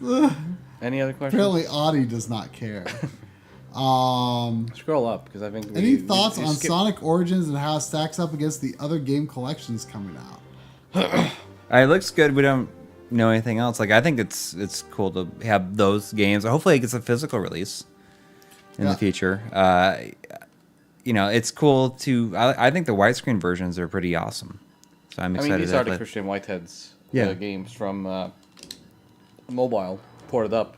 Yeah. Plus 3 and Knuckles. Plus 3, which is now connected, fully connected. So yeah, they're the ultimate versions, in my opinion, of those. Fine companions to the Sega Ages 3D versions. Yeah. So I haven't played it yet though, so I can't really say. But, yeah, it's still a few months off. But people are saying that the Sonic Mega Collection and whatnot had more games and blah blah blah. But these are completely new experiences with that. Yeah, those.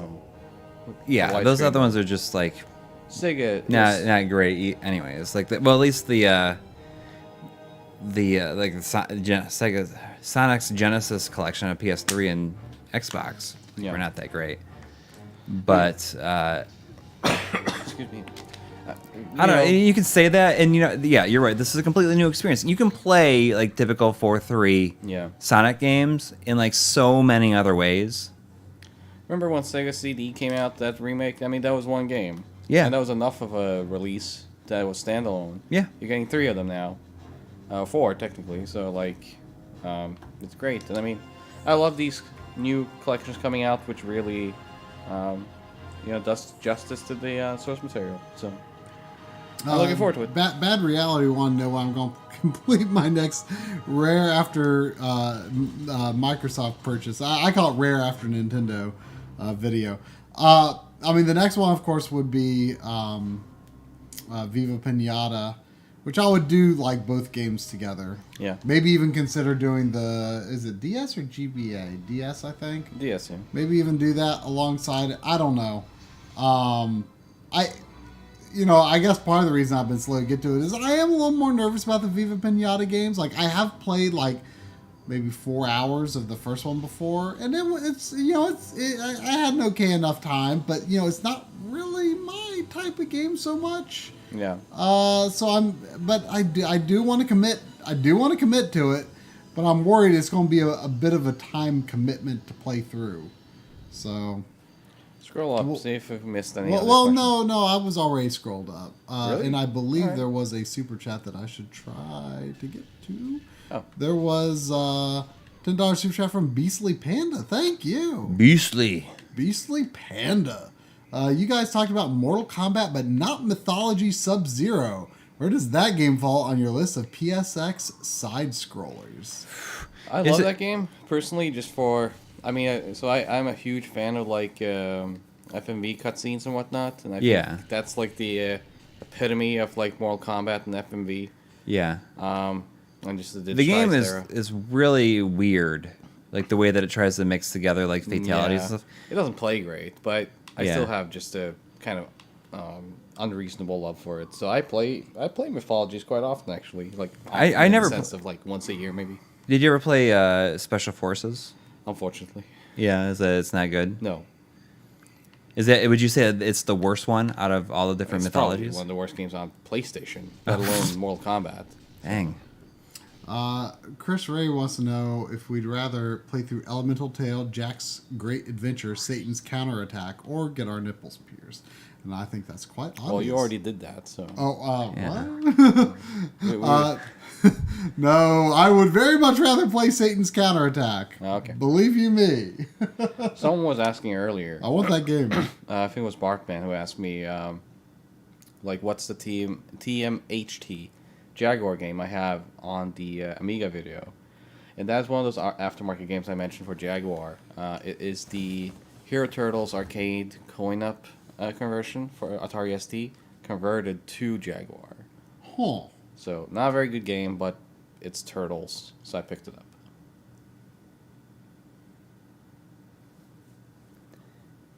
That Ninja Turtles collection is going to be amazing. Yeah. It's so weird that like the mouse pointer shows up. I know, right? Oh, you're just gonna play some flight sim. Why not? Why not? That's probably the best thing about us having Game Pass on our account share thing. Because being able to load Flight Simulator without putting in the disc. Shinobi X is also a love of mine. I just love that era. Oh, I thought that digitized, like, you mean 2D. Yeah, like Shinobi Legions, right? Is that the one that's like the right? I really like that one because I think that is, I love that style too, just like that digitized graphics style. I see Kento Zero asked if I got the true ending of Blast Master 03 where you fight the 5 bosses. I mean, I don't want to spoil anything about what happens in the ending. 4 bespoke airports.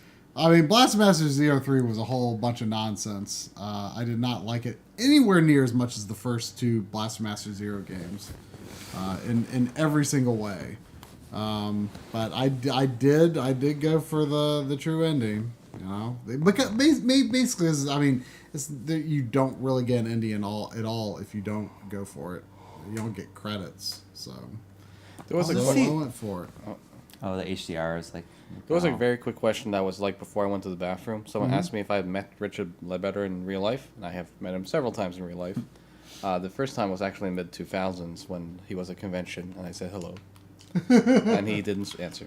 I mean, we met in real life, like at whatever MagFest it was that Yeah, it was the Yuzo Koshiro was at. Yeah, because Yeah. I was his handler Yeah. for that trip, and you guys so We were there. We got I didn't know we got who you stuff. were. Yeah, we got stuff signed by him, so you must have seen yeah, us. I must have been there, but we had no idea who each other was. we technically met in this timeline. We saw each other at least. The first time we met after we became aware of each other, though, was kind of a short and funny story because like I had just done the Bubsy video, and Right. Richard came to E3, so we went to a coffee shop, and Richard showed up to see John, and he looked at me and was like, "Oh, so you're the Bubsy guy?" Oh, I see, and that was basically I accept you. So he was very kind to me, and just asked if I had any interest of appearing again on the channel, and I said sure. And then when you came here, I introduced you to everyone as the world champion of Bubsy. Yeah, that was what I was. World credited at. heavyweight champion of Bubsy. And to you be got a more lot of specific. confused looks. There was someone at Video Game World that did recognize me though. So There was a notification that Zane's dad has been a member for 16 months. oh wow. Thank you. Saying, and alongside that, asking your favorite video you've done for your channel. I feel like the M2 documentary is my favorite video that I've personally done. Although I think that the save file preservation is my second favorite that I've done. Yeah. Gosh, for me, I mean, We all met Yuzo, and I worked with Yuzo on several projects. So just to answer that question. But yeah, your favorite video? I know what my favorite video you made for our channel was. I mean, I loved making that Final Fantasy. Yeah, that's the 14 only video. one, so. That was. I was very proud of that, and I had a lot of fun making that. Yeah. Even though it was so much work and I didn't sleep much, but I did enjoy making that.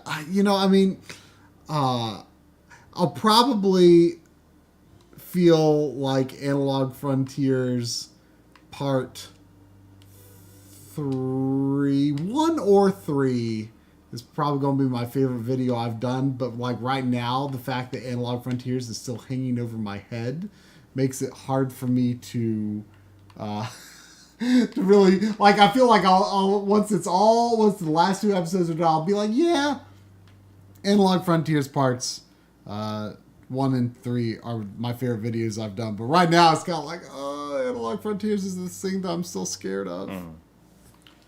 My favorite for DF would probably be, probably Super Star Wars last year, DF Retro, because I really liked those games. There had never really been a good video on those.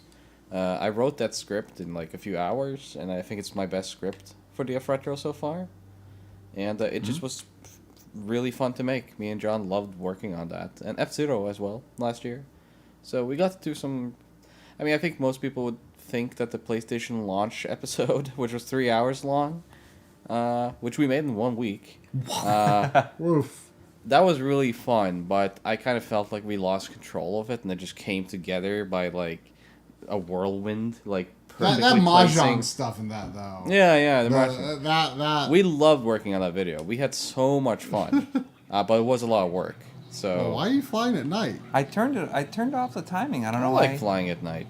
You guys don't know We why can't that- see a darn thing. Listen, I turned it off.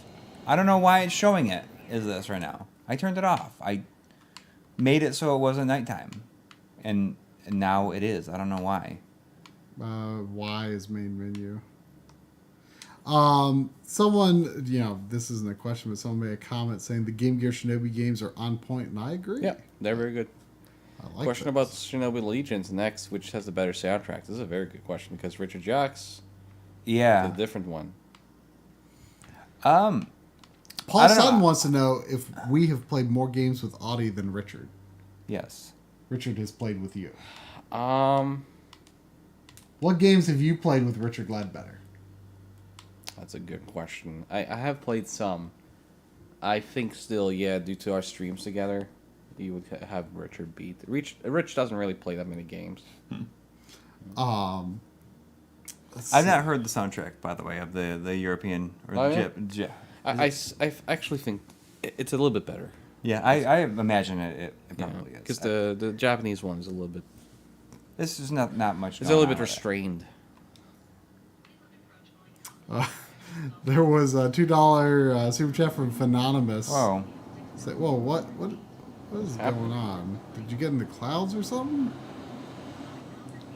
I've never used the fighter jet. Your fighter jet seems to be doing weird things at this. This is my favorite part of the game is when this happens, when everything disappears. Phenonymous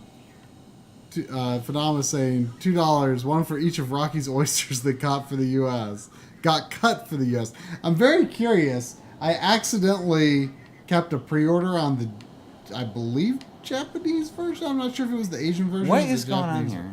I don't I have know. no But idea. you're making weird things. I don't know happen what in he this does. game. I think you're above the clouds. You've got to be above the clouds. It just didn't. Yeah, it didn't really indicate too well where Keep you were. flying down. I hate. Is there any way to disable that from coming up every single time? No. I'm very curious because normally when you it's just really cloudy. Dear gosh.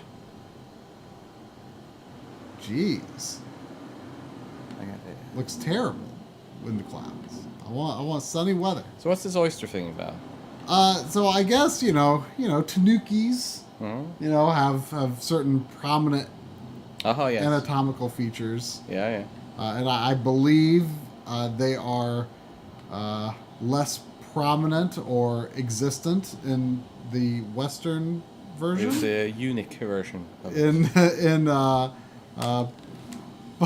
Pocky and Rocky Reshrine. But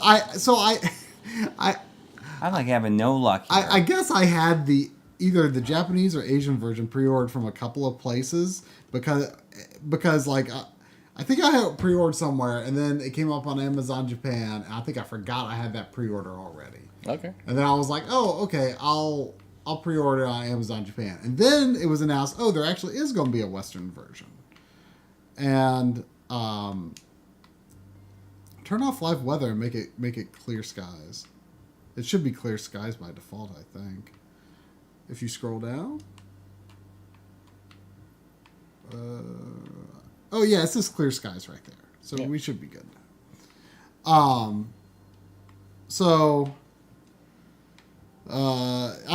Anyway, I canceled the Amazon Japan order of the game, and I ordered the US copy. Well, the US copy's coming later, and I got a shipping notification that Pocky and Rocky Reshrined shipped.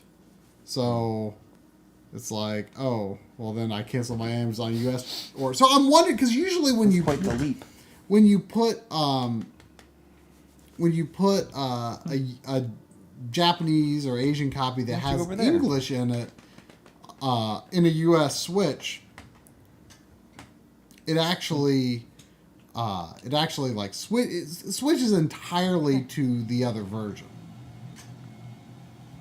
So I suspect I'll probably end up having a version where Rocky looks like the US version. I really hate how the ground that you're taking off at your hometown airport, right? Yes. I don't like how the ground looks by in the satellite imagery from your hometown. It's like weirdly I don't know if there's like a light dusting of snow on the ground or something there, but it looks bad. Any other questions? Or are they all about Tanuki testicles? How do I? Let's see. How do I change it again? What's it? It's select. Oh. Let's see. Oh, and there was $4.99 from Norweg, which I don't know. Norweg. I don't know if they are Norwegian or not, but saying thanks for all that you do. Well, thank you. Yeah. Let's see. Were there any other Some crazy questions? frogs.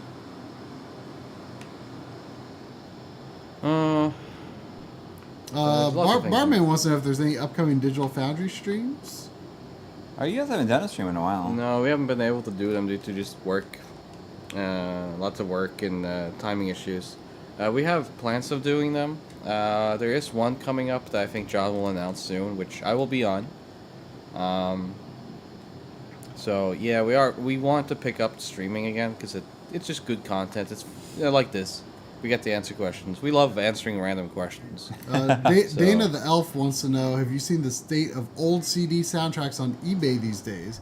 I consistently see people unknowingly reselling Ever Anime and Mia, etc. bootlegs for hundreds of dollars, and it's depressing. Yeah, so that was a problem back in the day, was that soundtracks being breaks the sold sound was barrier. like all the bootlegs from like My Son and Mia and whatnot.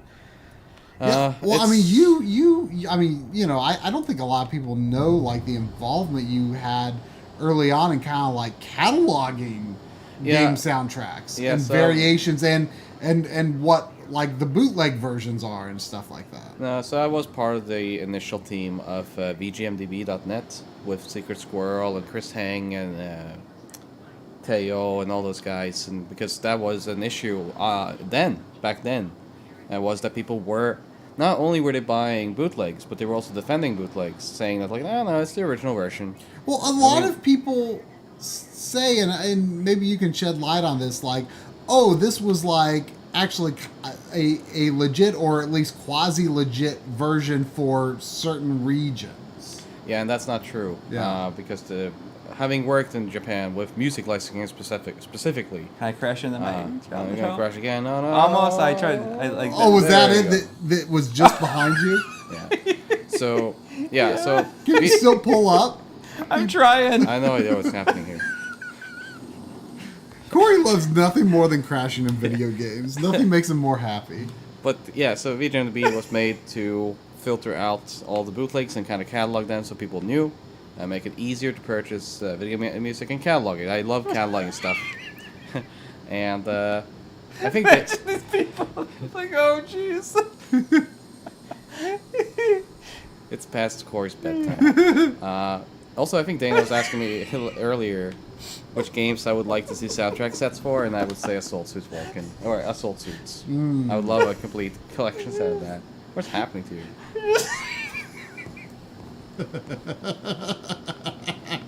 Just, oh, you did it! Come on. You got back in the air! Oh. That's a mighty fine thing you got there, boy. I did it. You did it. There was many questions that scrolled by. Yeah, there was one. Do you guys ever play a game you find overhyped? Recently tried out Metal Gear Rising for the first time. Only realized the game was hard carried by its cutscenes and music. I actually, I mean, it's been a long time since I played it, but I kind of felt like Metal Gear Rising has some of my favorite gameplay in a Platinum game, personally. Could be. It's been so long since I played, and I don't care about Metal Gear. But yeah, a game we found over. I mean, I'm just gonna say it because it's recent, but like, I really wish I found more joy in. Elden Ring. I haven't played that. Oh, okay. I wish I found more joy in Metroid Dread than I did. Oh, I love Metroid Dread. I mean, it was good, but like I don't know, like somehow just didn't feel it's very well made, but it didn't, something about it just it never like reached a level where it felt like this is going to be like a very special Metroid to me among the pantheon of Metroids. Sure, we play games that disappoint us from time to time. I mean, for me, Elden Ring just doesn't... I recognize that Elden Ring is, like, a fantastic game. Mm-hmm. I just don't care. I mean, do you like Souls games? No, I don't like Souls games. I do. But I'm kind of behind. What are you doing? It's not letting me turn. Your wheels are out. I know, but it's like I can't turn. I can only like go up and down. It's like glitched up at the same time. I think oh wow! Coury broke my Xbox. I did. Could be. But yeah, there was many questions that scrolled by. Let's see. Audi, what is your dream project to do currently at Limited Run Games? I can't say it, but I can say that Limited Run Games very quickly allowed me to do it. So Audi is already doing his dream projects there. Beware. Or be excited. Didn't take them long at all. So It's not letting me turn, so I'm just kind of The figuring string it. question we already did. Corey's just bouncing into the ground and up again. I don't know what you're doing. What video game soundtrack speaks to you, old or new? One that you enjoy listening to on maybe a semi-regular basis. Oh my god, I listen to video game music all day long. Yeah. Like of newer? I can't think though, because this like he's driving in a F-16 upside down along the ground. Like of newer soundtracks, like the one that I just always find myself going back to. Oh, is that gonna be it? I hope so. It's like No, it's slowly in the turning. window. The one that of recent-ish years soundtracks, the one I keep finding myself going back to is Kirby Planet Robobot. Like, that's man, that soundtrack is unbelievable. Man, soundtrack I keep going back to old and new. I mean, Like if I weren't to talk about like an old one, like I feel like I don't think I would pick Chrono Trigger for my favorite No, not at overall all. soundtrack. I love Chrono It's a Trigger, but- great soundtrack, but there's definitely pieces that just are like that don't speak to me. Yeah. But the ending credits theme in that game might be my favorite piece of video game music. right. Like that I feel very emotional listening to that. I would definitely say. So I think like, it's not the one I listen to most to, but like I think Super Mario Galaxy is like the pitch perfect video game soundtrack ever made. Like just on a like just execution level. I listen to it quite often, but it's just not my favorite. But I think that's like, in theory, just like and in execution Controller's the just best one. vibrating. I don't know It's why slowly you're doing turning. it. Don't even try to explain it. What do I listen to the most? I mean, I love the Choaniki soundtracks, and I go back to them quite often. So I Choaniki, I listen to it quite a bit. So it's too difficult a question to answer, but I listen to video music every day, and I collect video music CDs. I have since the 90s. Daytona is one that I really... Yeah. Shenmue. Maybe Shenmue. Also, to answer that question, Shenmue is probably the soundtrack that speaks to me the most. Super Flash Driver has multiple questions. Oh, for no. Audi. What's your favorite video game of all time? Another World. What is your preferred controller to use for console or PC? Today, it's probably the 8-bit DOE SF30 Pro, or whatever it's called. Is it the one with the handles or without Yeah, the handles? with the handles. I don't like the one with the handles. Or do you mean because the twin sticks or the grab handles? I don't like the grab handles. Oh, no. This is like the one that's shaped like a Super Okay, yeah, I don't like the grab handles one because like the handles like put my mind in like PlayStation or Xbox mode for some reason. Even though like the Switch Pro controller has like handles, but It's a like Super Hornet. something about the shape of those handles like makes me want to do like be confirm instead, and it screws me up. And they also want to know: do you prefer video games, movies, or listening to music? Those are three different mediums, which give different types of stimuli. So I would say that I can't like pick one over the other. All for their own merits. Yeah, I do them all equally, and I'm really into movies as well. So Let's see. Let's see if I can take off from this, from hey, the small Audi. runway in my flying hospital. Flying. Oh. McDonald. Hey, did the ASCA 120% developers ever get back to you on that English translation I sent you?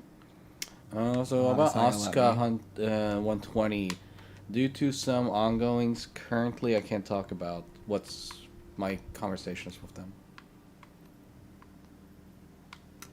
Let's see.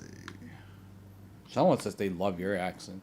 I mean, I am originally from North Carolina. I currently, You talk like a boy from the countryside. I currently live in Boy, North Carolina, You but, like your chicken with some fixings and some gravy.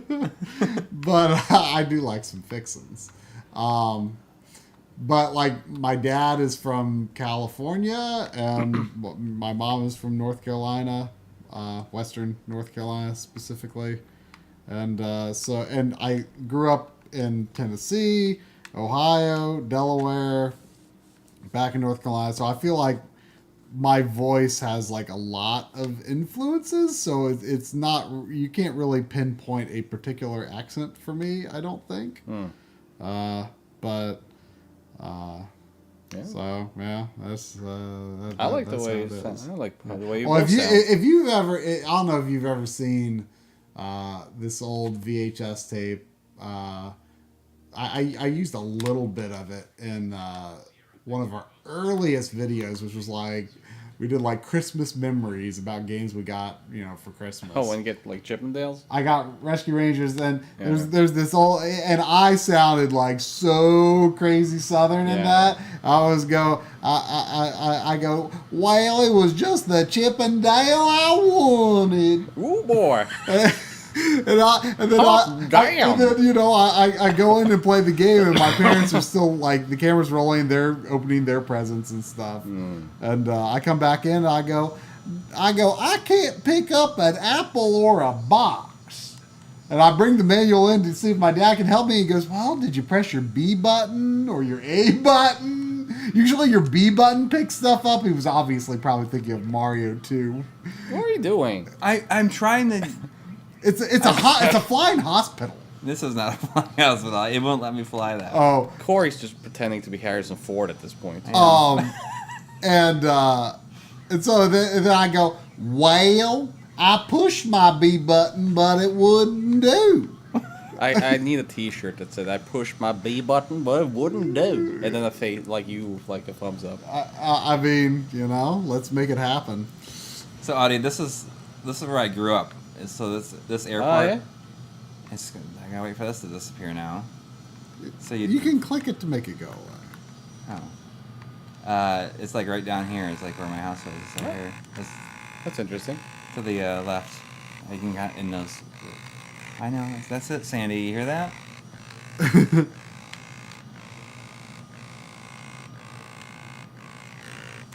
Does anyone else think Try looks like young Colonel Sanders?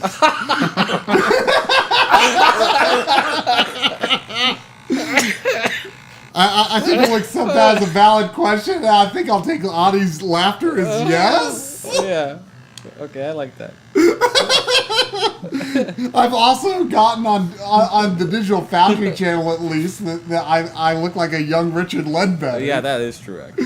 Frighteningly so. It's like anyone who works with Richard turns into his child. Oh, shit. Why is this? Stop it. How do I make it stop? Again, you've broken my Xbox. This is probably a invalid question, but Audi, since you work at LRG, any chance for Xbox games? I would love a physical for Psychonauts 2 and some first-party games. Well, Xbox is already announced. They announced it, and I mean, there's limitations of what we can do, which they talked about on their Twitter. I can't really say much about it because that's not my department. I mostly do business development on their retro stuff and Japanese stuff. But I'm sure you'll see more Xbox eventually. I know they're working very hard to set that up. So annoying. There was a $20 super chat from Skelvin Knight. Thank you. Just saying, just because. Just cause. I love your content. What's the best Game Boy game? Ooh, best Game Boy game. Thank you so much for that. Best Game Boy game. I guess we're sticking with regular Game Boy since he said Game Boy. Yeah, I imagine regular pre-color Game Boy. That's what I mean, I like original as a whole. I like original Game Boy games more than Game Boy Color or Game Boy Advance games, personally. Yeah. I mean, it's such a boring answer, but like, probably a tie between Donkey Kong 94 and Link's Awakening. Corey's just over here having a hard time. I can't. I don't know how to. Can I just like turn off? Can you just start a new flight with another plane that's not going to just constantly shake your control? It's probably because you're flying it badly. But probably, but it doesn't matter. I should be able to turn it off, right? It doesn't matter that I'm flying badly. Yeah, I should be able to fly however I want to if I. It's Flight Simulator. You shouldn't be able to fly however you want to. Right. No, You should give me the option to turn off. I'm trying to think of favorite vibrations. Game Boy game, but man, What? I'm trying to think of a favorite Game Boy game, but it's hard. I'd say There's so many I Batman like. was yeah, fine. I mean, also like,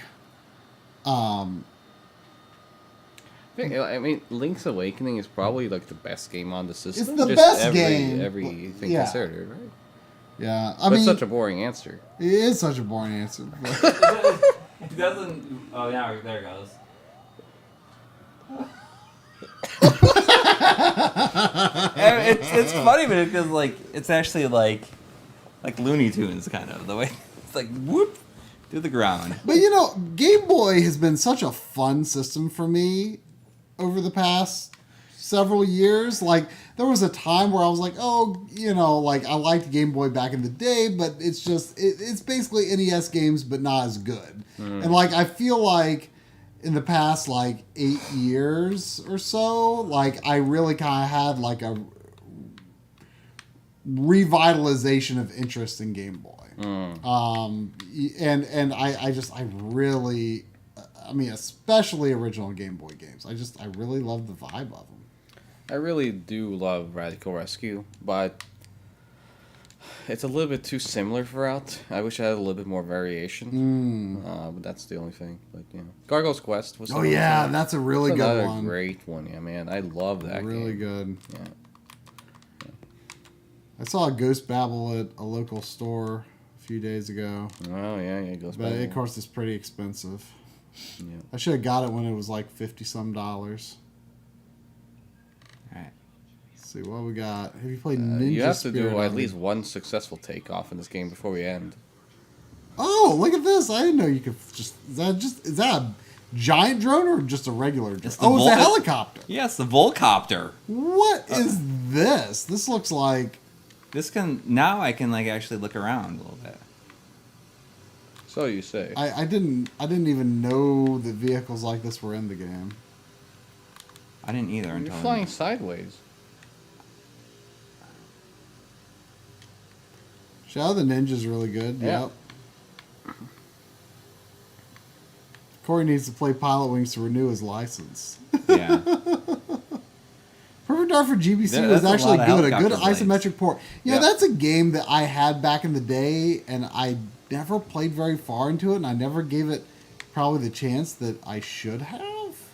And you don't see it that often, but I don't think it's an expensive game. It's not a port though, because it's actually. No, a pre- yeah, it's like a it's a prequel. Yeah. I never played much of it. Like I didn't really understand it very well back in the day, but I've always kind of wanted to give it another chance. Yeah.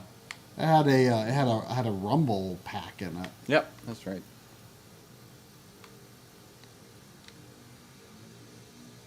How do I turn? Most important question: Who sleeps in the middle? middle? Luckily, I have an air mattress, so no one has to get anyone else's cooties tonight. No one told me. All right. So right here, this house right here, that's the kid who lived there. Is the person who I sold my Sega Master System to, and then really? then I bought them all back when I was like in college. Isn't it weird that you're just flying above his house with a drone in a video game? With like 17 helicopter blades on it. Yeah, propellers. Oh yeah, Game Boy. Game Boy Color Bionic Commando is okay, but like the What happened, doggy?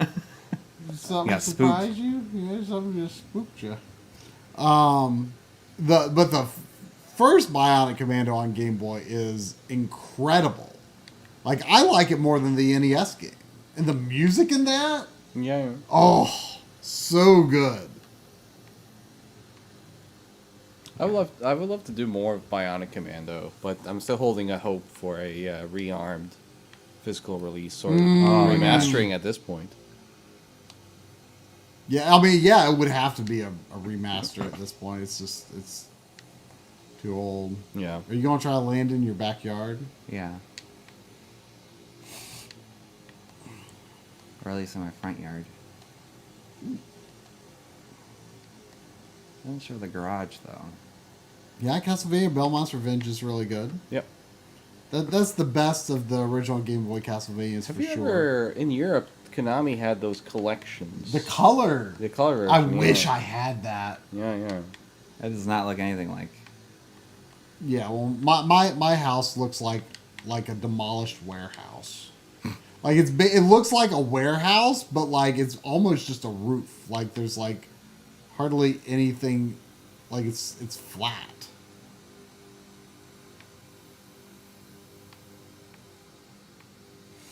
We're still on the Game Boy stuff? Come on, people. Oh, Rears to Blood says, "Try I blame you. I bought a C1 DD." I can't remember if I said it earlier in the stream, but like, I think I did. There were like 5 or 6 people that told me at the store opening event that they bought a C1 last week because of the video. Oh, yeah. I couldn't believe it. That was so fun. It was just so funny to hear that in person, like so quickly after the video release. Of course, it had to be quickly. I mean, people are having to act fast if that is the decision they want to make. Yeah. There was a $13.99 Canadian super chat from McGuinty2. Thank you. Saying, this is the only aircraft in Microsoft Flight Simulator 2020 I've managed to legitimately crash while I was trying to fly it to Mount Rushmore. Bring back helicopters, Asobo. I don't think I've ever seen Mount Rushmore in this game.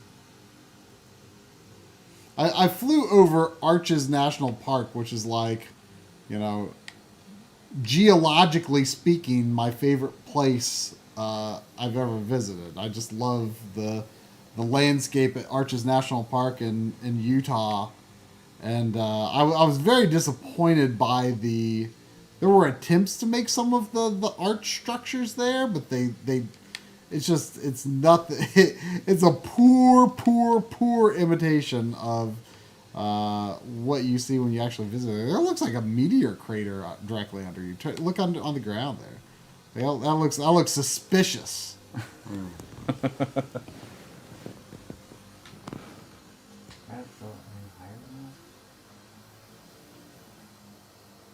If you could snap your fingers and magically have it happen, what game would you have localized during the console's era?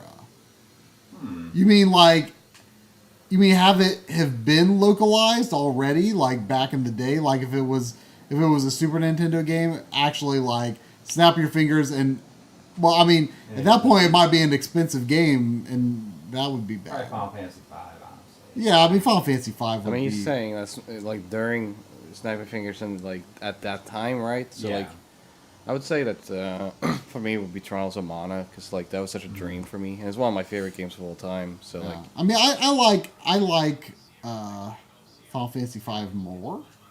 you like Final Fantasy V more than Trials of Mana? Oh, yeah. I meant to say 5, but I mean I like all of the Super Nintendo Final Fantasy games more than Trials of Mana. I can't believe what I'm hearing from you, boy. I mean, I think Corey would agree. I mean, Trials of Mana I like the remake better than the original game. Yeah, I like the original game though. I like it. I like it a fair bit. Yeah, I feel similar. Like I think that I liked Secret of Mana more than I liked the sequel because I didn't like having the whole game stop to fight. I liked that it was more fluid in the original, or I mean in Secret of Mana. Like it was just the progression seemed more like fluid, I guess. But Do you guys think the PS Plus Premium games will have a decent CRT filter option? No. Nope. What cancel game would you wish into completion? Mine's still StarCraft Ghosts. I mean, mine would easily be Mega Man Legends 3, Yeah, although I don't know if the game was on the right track or not when it was canceled, but I would like, you know, even if it was like, I mean, a completely from scratch project, all I want is Mega Man to not be trapped on the moon anymore. I'd say that mine is Thunder in Paradise on Super Nintendo. Was that playing as like a CD game? No, How would it have worked? it's a different game. But it would have still starred Hulk Hogan? Yeah. Oh. They had like digitized sprites. So There's an EGM magazine where there's a couple of like screenshots. That's all that exists from it.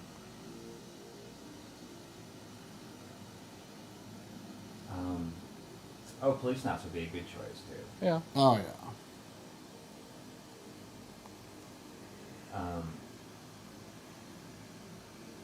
Ugh. Yeah, I don't know. Ooh, you should try land on the island in the middle of that little lake.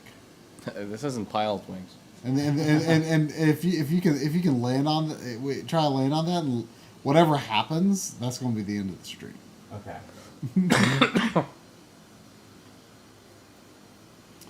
Oh, our Project Leon Bulk/Slash actually worked at Capcom on Mega Man Legends 3. He was telling us they were really rough times. I can imagine. Yeah, I've heard I can different things imagine. about that.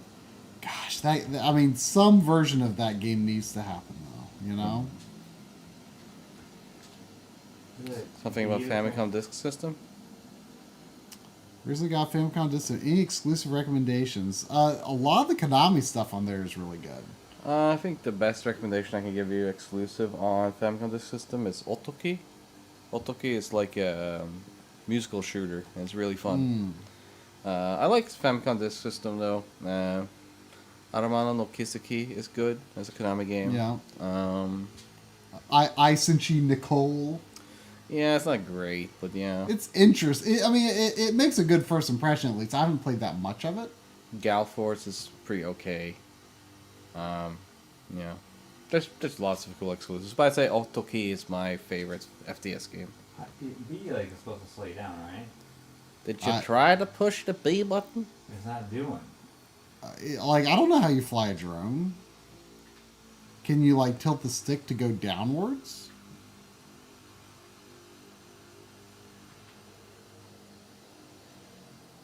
Oh. But it only does it for a little bit. Like, it only slows down. I don't know how Do you, like, tap the button? I want to see if I can just turn them off. Let's see what would happen.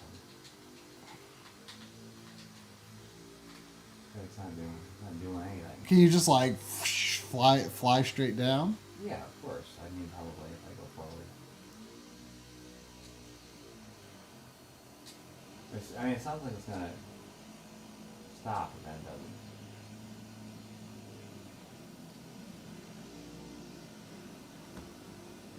Any other questions? What's that? Any thoughts on the new Audi S8? One of the last VB sedans. I don't even know how you say that It's word. a Car. No one car says. question. I don't say sedan. I say cars. Yeah, I don't have any opinions on cars. Yes, I have no As long as they opinions get on forward, cars I'm fine. Do people in Norway call you Audi? No. No. Well, they do now, because like people recognize me for DF sometimes now, which is weird, by the way. And then they call me Audi, which I mean, they So don't know me. that's more of a name that has It's an international name. yes, an international name. But yeah. like my parents and stuff don't call me Audi now. They think it's very funny that like when I have international people come over and they meet them, that they call me by Audi. But no, they don't call me that.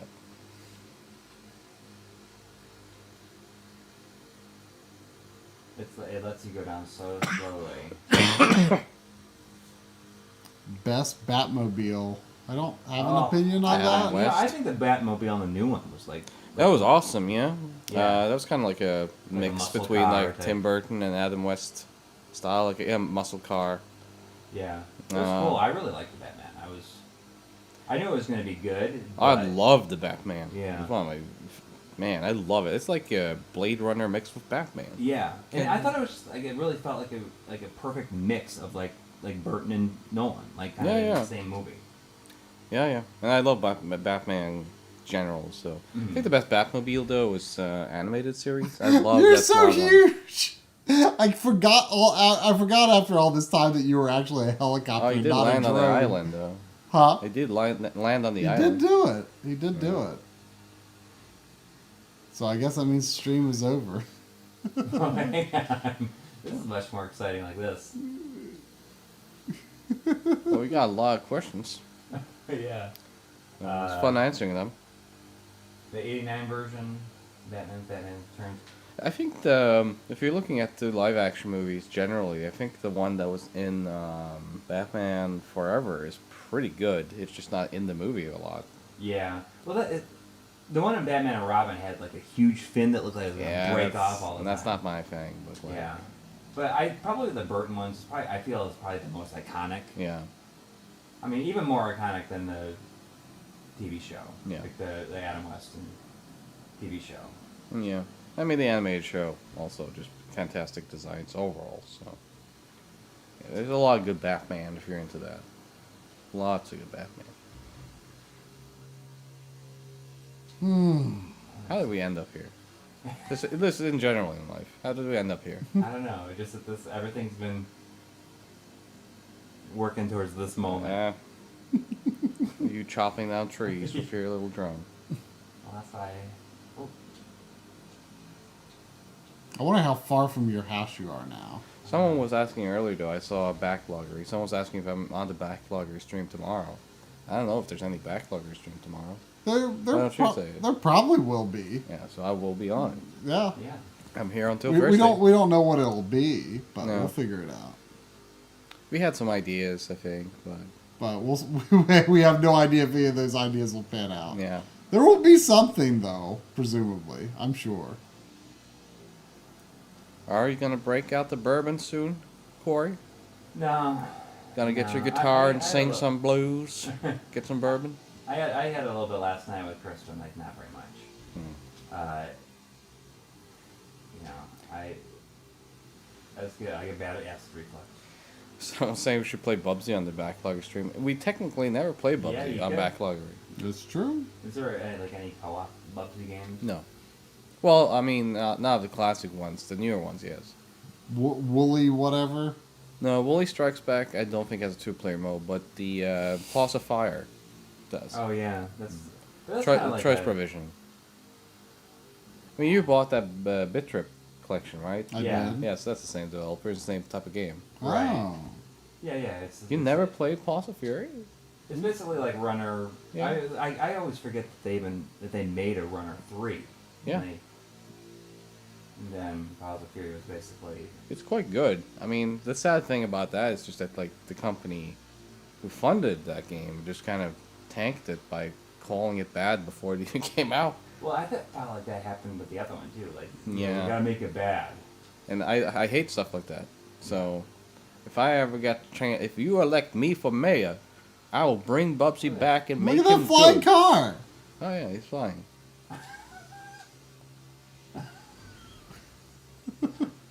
Imagine if that happened. I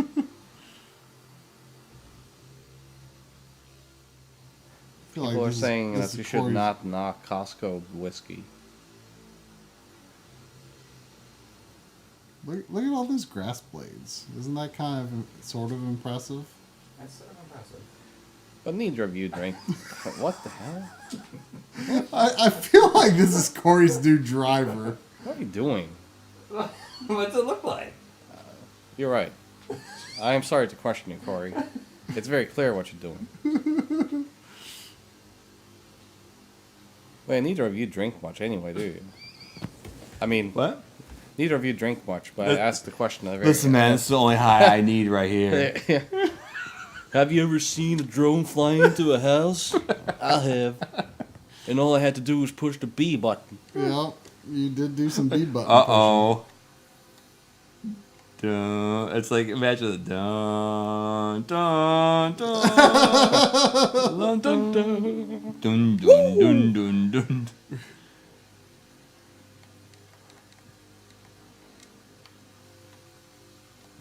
Will Cat Audi ever make a return? Cat Audi? Oh, the Bubsy. Oh yeah, that was just Bubsy. Oh, hold on. I think they're talking about something specific. There was an ending to the... Yes. Yeah. Ooh, that was a very dark side of me that doesn't come out very often. But could be. Look at the person driving. It's like, yep, this is normal.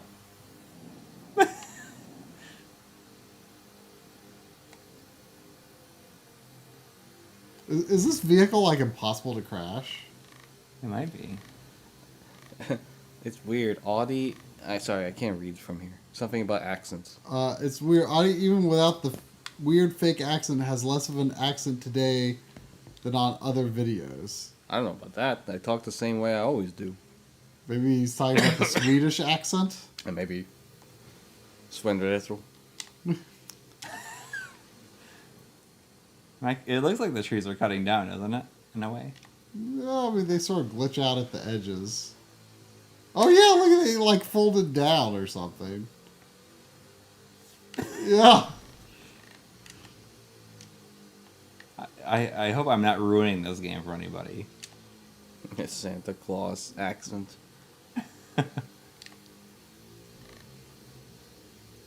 Alright. We can probably wrap it up. Yeah, let's wrap it up. So, thanks, everyone, for watching. Thanks, everyone who did the super chats and whatnot. Donations, thank you. Yeah. Yeah, I had fun today. This was really fun. Thank you for Audi for joining us. And thank you for convincing us to not continue playing the Battletoads reboot. I could tell that the night was not going to a pleasant place playing that. It was time to abort. Thank you for playing through Another World for us. Yeah, of course. Yeah, I mean that's awesome. Like, I'm glad that you did that because, I've been thinking about streaming it at some point, but it's just, it would have taken me a lot longer. Probably. Yeah. I love playing through that. You gave me my yearly playthrough on stream, so now I don't have to play it again until next year when I'm back here. That's true. All right, everybody. Good night. Take care. See you next time. Good night.